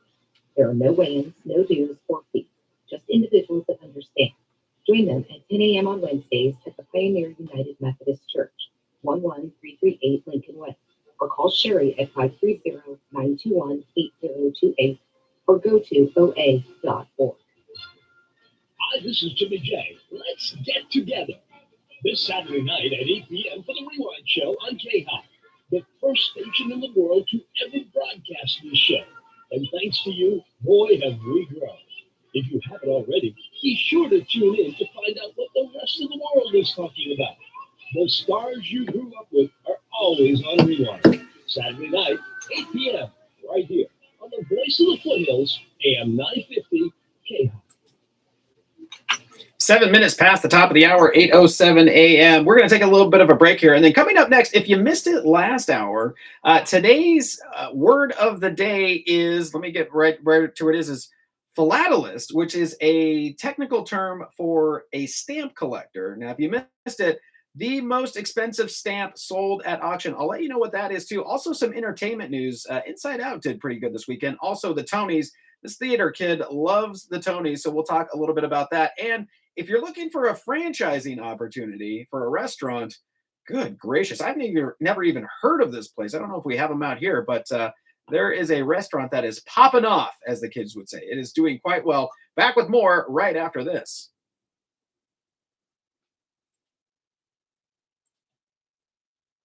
Someone you love has Parkinson's. You have Parkinson's. The Parkinson's Foundation knows that the disease doesn't just affect the diagnosed. It affects everyone who supports and helps care for them. If you or someone you know is living with Parkinson's, a neurological disease that affects movement, we understand that it can be difficult to know where to find help. If you have questions, the Parkinson's Foundation has answers. Answers for everyone in the fight. We can help you understand the disease, help you find expert care and local support, Give you tips for living a better life. And share the latest research. Find your answers and join us in the fight against Parkinson's. To learn more, please go to parkinson.org. or call 1-800-473-4636. That's 1-800-473-4636. The Parkinson's Foundation. Better lives together.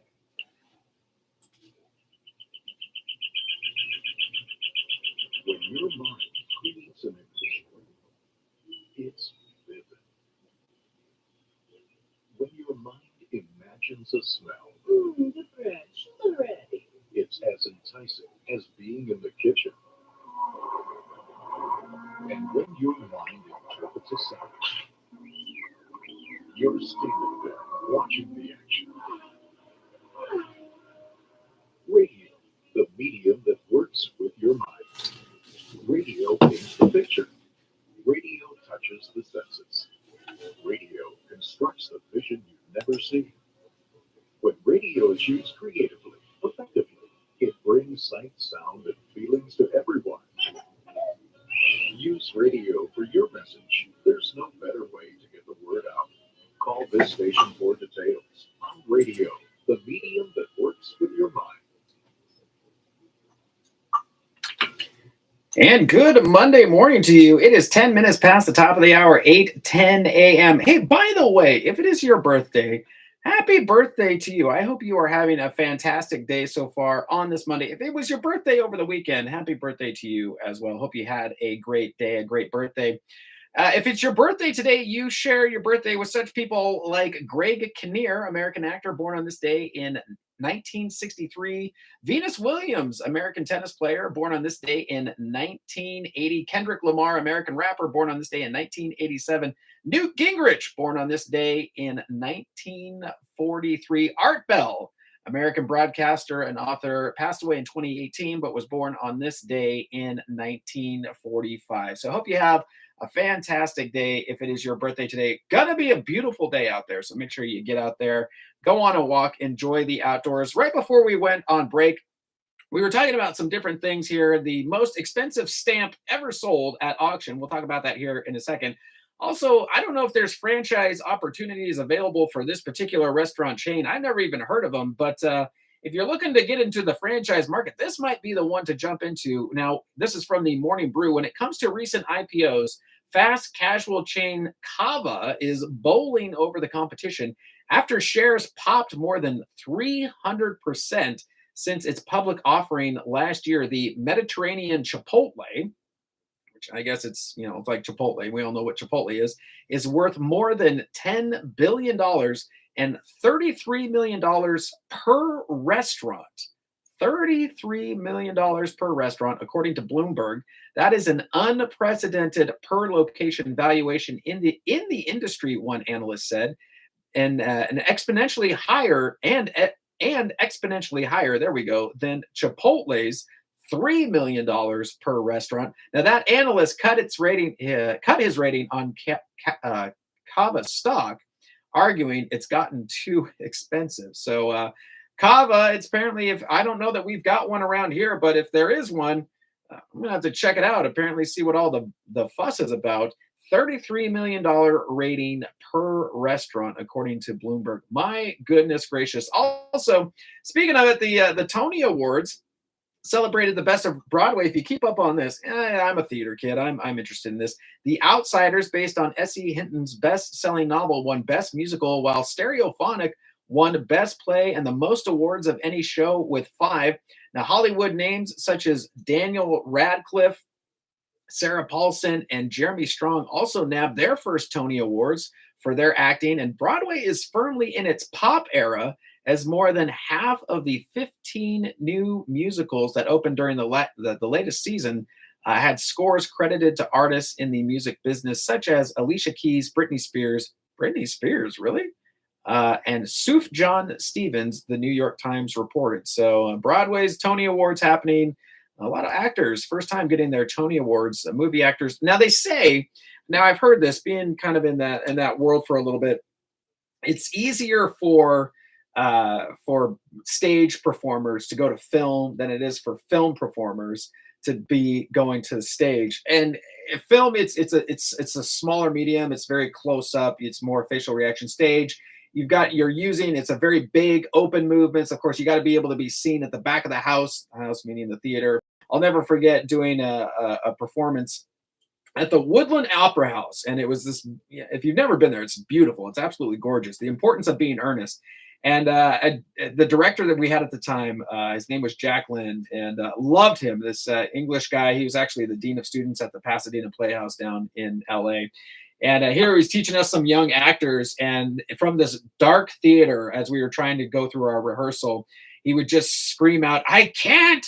And there was an expletive in there, "Hear you!" And this voice from the theater just reminded us that this isn't a time to whisper. It's a time to be very big with your movements from your diaphragms. Talk from your diaphragm. So Very interesting to see the Tony Awards and seeing what plays are popular right now. Hey, we need to, as we do at this time, head over to the Fox Business Report. So let's go there now. This is the Fox Business Report. Stocks opened mostly lower. The Nasdaq was slightly higher, but now is losing ground. Social media stocks are under pressure. Meta Platforms opened down more than 0.5%. U.S. Surgeon General suggesting a warning label advising parents of possible damage from social media to the mental health of adolescents. Walt Disney shares up more than 1%. The Disney Pixar movie Inside Out 2 came in with stronger than expected box office sales. Blue Triton Brands, the parent company of Poland Spring and Deer Park, is merging with Florida-based Primo Water. GameStop shares opened up more than 1%.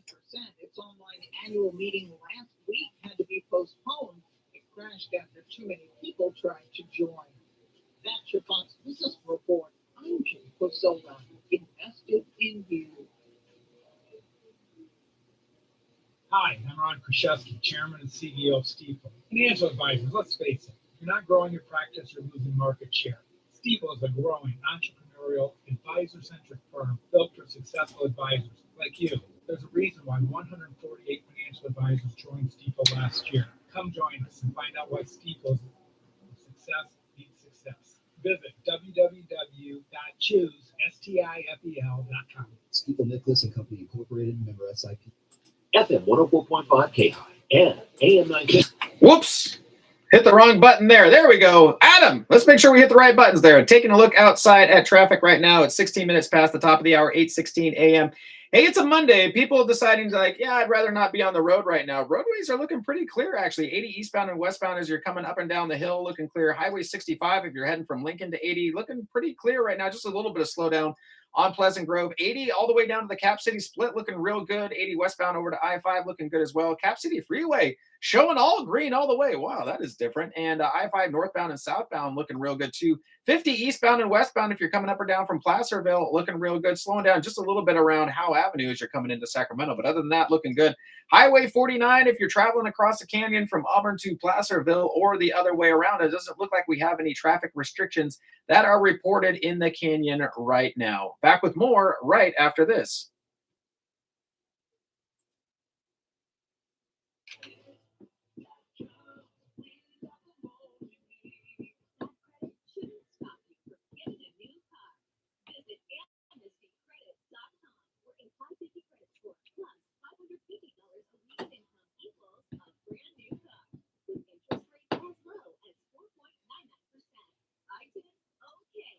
To learn more, just go to amnestycredit.com and get credit approval in just seconds without impacting your credit score. That's amnestycredit.com. Stop the buy here, pay here cycle. Let us help you build your credit. The pros at amnestycredit.com are credit experts. So fill out a credit app today without impacting your credit score. Only at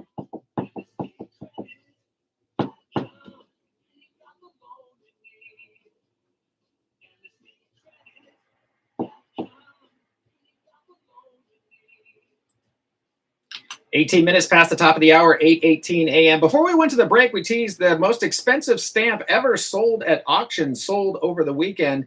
It sold for $4.4 million. It was an 1868 1-cent Z grill featuring Benjamin Franklin. Learned that Z grill was the way that they treated the paper. That's what that meant. So you couldn't basically reuse the stamp. It was a way to basically have a security measure on the stamp. That was sold by philatelist. That's our word of the day. It's a technical term for stamp collector Bill Gross, who has cobbled together the most complete collection of U.S. stamps in history.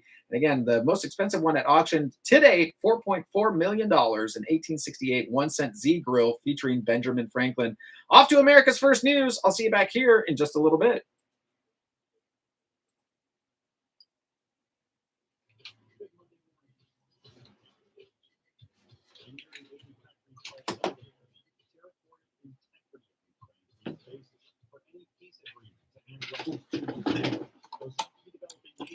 All right. The joint communique after a two-day conference marked by the absence of Russia, which was not invited. He is not calling for negotiations. He is calling for surrender. America stands with Ukraine not out of charity, but because it is in our strategic interest. The Ukrainian people did not ask for this fight, but in defending their country, their valor and their sacrifice have been truly humbling to witness.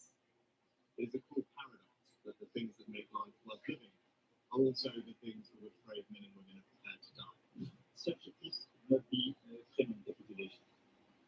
This is why it is a precondition to help Ukraine to resist in such a situation, to resist aggression, because there is one aggressor and a victim.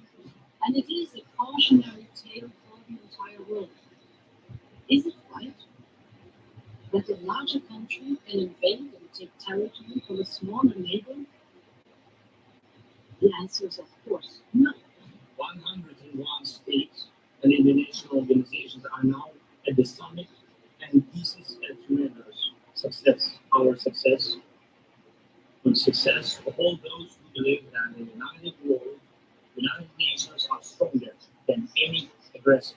Many attendees expressed hope that Russia might join in on a roadmap to peace in the future.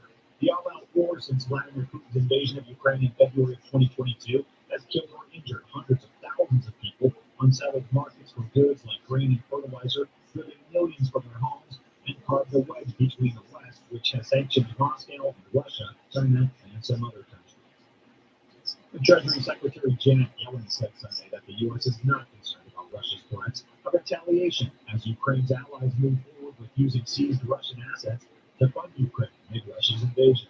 Yellen told CBS's Face the Nation, it's not that, despite what Vladimir Putin believes. Right after Russia's brutal invasion of Ukraine, the United States and our local coalition partners decided to freeze to ban Russian sovereign assets in our jurisdiction, and that amounted to around $200 million. And of that, the vast majority, around $200 billion, are sitting in a Belgian financial institution where they're generating income that does not belong to Russia and had been accruing to that institution. And we've agreed, the G7 and our partners have agreed to tap the value of that stream to provide a $50 billion loan to Ukraine that will be paid from those so-called windfall profits that are accruing in this financial institution. So we're building on work that Europe did earlier to make sure that the flow around 3 to 5 billion a year went to Ukraine, but we're bringing that forward by making a loan that would be repaid over time. There is no sense at all in Russians that the Russian assets remain in this institution. They've been impounded. The investments that Russia had have matured, so Russia's funds are sitting in cash, but they're generating income for the institution, which Russia has no claim on. The agreement marks a significant achievement for President Joe Biden, with the U.S. spearheading the effort to get Ukraine supporters to agree on seizing Russian assets to support key conventional recruitment. The Chinese Premier Li Qiang said he agreed with Australian Prime Minister Anthony Albanese on Monday to properly manage their nation's differences as they emerged from a hostile era in which minister-to-minister contacts were banned and trade barriers cost Australian exporters up to 20 billion Australian dollars a year. Lee, Albanese, and other senior members of administrations met at Parliament House to discuss 40 issues, including lingering trade barriers, conflict between their militaries in international water, and China's desire to invest in critical minerals. The visit by China's most senior leader was the first visit to the country by a Chinese leader in 7 years. The U.S. stocks hung around their record high levels on Friday as Wall Street remained relatively quiet following another slide in Europe. Mortgage rates have hurt the housing market as the Fed Reserve kept its main interest rate at the highest level in more than 2 decades. The central bank is intentionally slowing the economy through high rates in hopes of starting high inflation of its fuel. Other nations are already cutting interest rates, but the U.S. central bank has held steady. Minneapolis Fed Reserve President Neil Kashkari told CBS's Face of the Nation, he's seeing signs inflation is coming down, but he is unsure when the central bank will lower rates. We need to see more evidence to convince us that inflation is well on our way back down to 2%. The good news is, as your reporting just indicated, the job market remains strong. But there's a really important difference between the U.S. and those other countries. The U.S. economic fundamentals are much stronger than in most other advanced economies around the world. So they're facing declining inflation and economic weakness. We're facing declining inflation slowly, but economic strength. And that's what's leading to this divergence in monetary policies. You just said the jobs market is remaining strong. When we were last year, you said you personally don't think it's realistic we could end this inflation cycle with no cost to the job market. We are starting to see jobless claims tick up a bit. Do you expect to see more of that in the weeks and months to come? It's certainly possible. The job market has performed much better than I had expected. I thought when we raised rates so quickly and so aggressively that we'd be tapping the brakes harder on the job market. That hasn't yet happened. When I talk to businesses all around my region, they're still hiring by and large, and they're still having to compete to find workers, but it's not the overheated job market that we saw a year or two ago. So there may be more cooling yet to come. I hope it's modest cooling, and then we can get back down to more of a balanced economy. Bank of America predicts that the Fed will cut rates once this year, but that they'll wait until December to do it. What do you think of that prediction? I think that's a reasonable prediction. If you look at what we call the summary of economic projections that my colleagues and I all put out this past week, the median forecast was for one cut this year. It's really going to depend on the data. And we're in a very good position right now to take our time, get more inflation data, get more data on the economy, on the labor market, before we have to make any decisions. So we're in a strong position. But if you just said there's going to be one cut, which is what the median indicated, that would likely be toward the end of the year. Stocks have nevertheless set record highs as hopes rise that inflation is cooling enough to convince the Federal Reserve to cut interest rates later this year. Big tech stocks, meanwhile, continue to race ahead almost regardless of what the economy and interest rates are doing.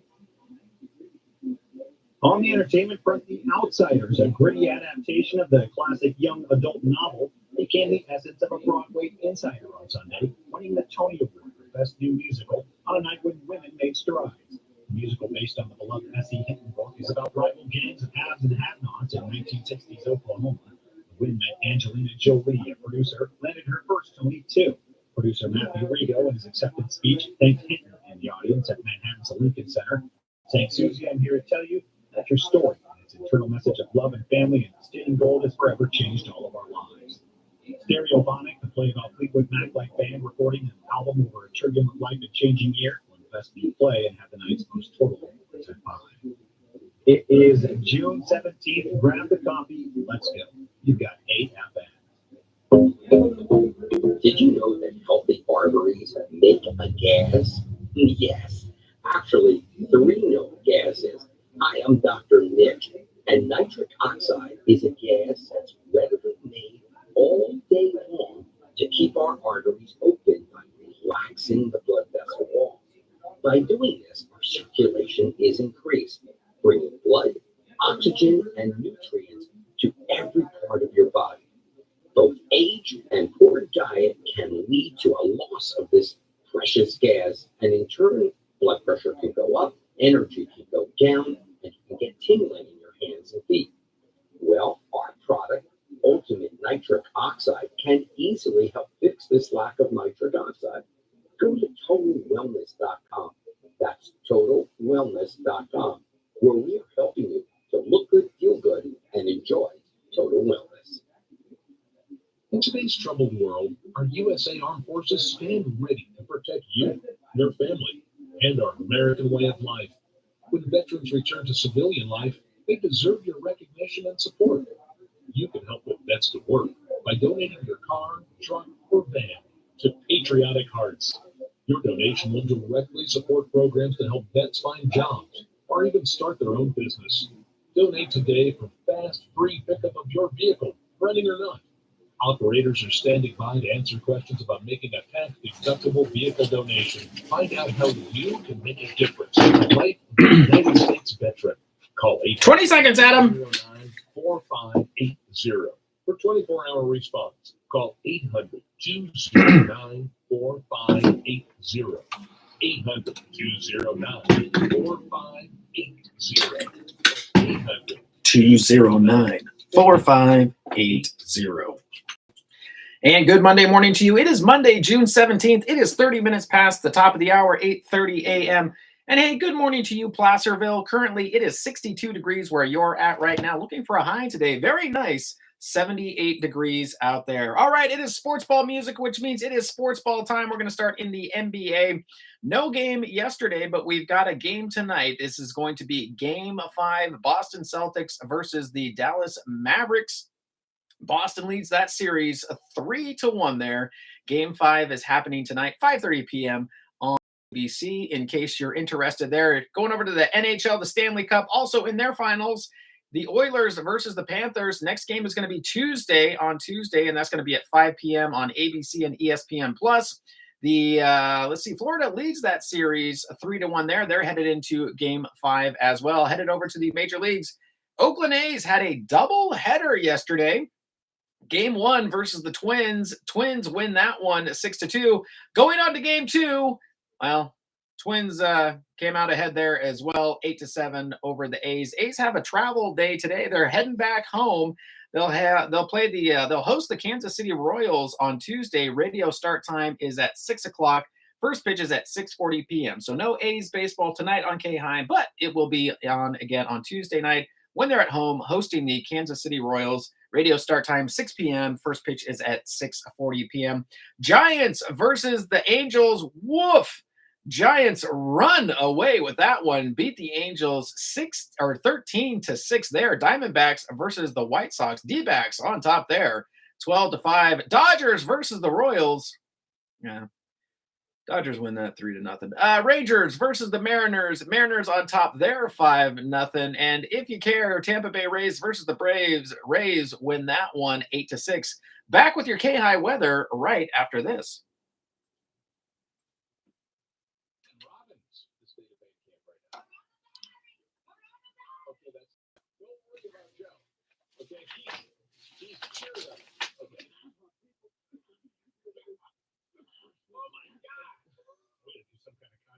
Sound of Van Camp's 20 cough. Be the 10th caller. Markley, Van Camp, and Robbins. Weekdays from 1 to 4 on the Voice of the Foothills, FM 104.5 and AM 950. Okay, Timmy, you're up.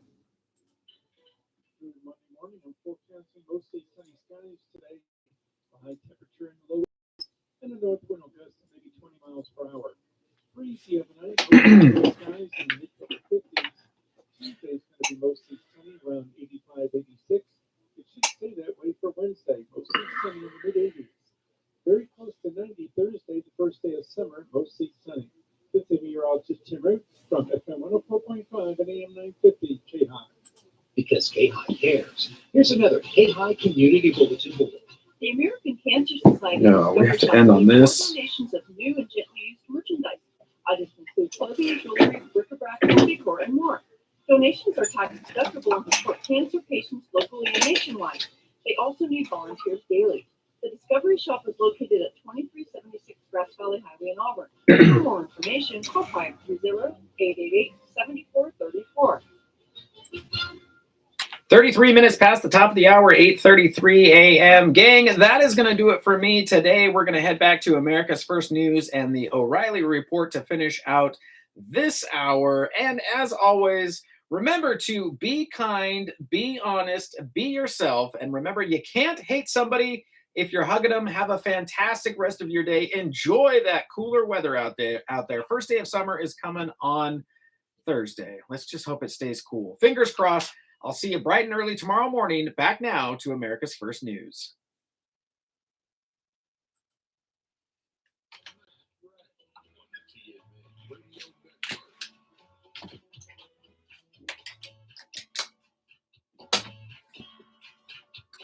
Good Monday morning. America's First News continues 34 minutes past the hour. Okay, thanks for joining. Bye.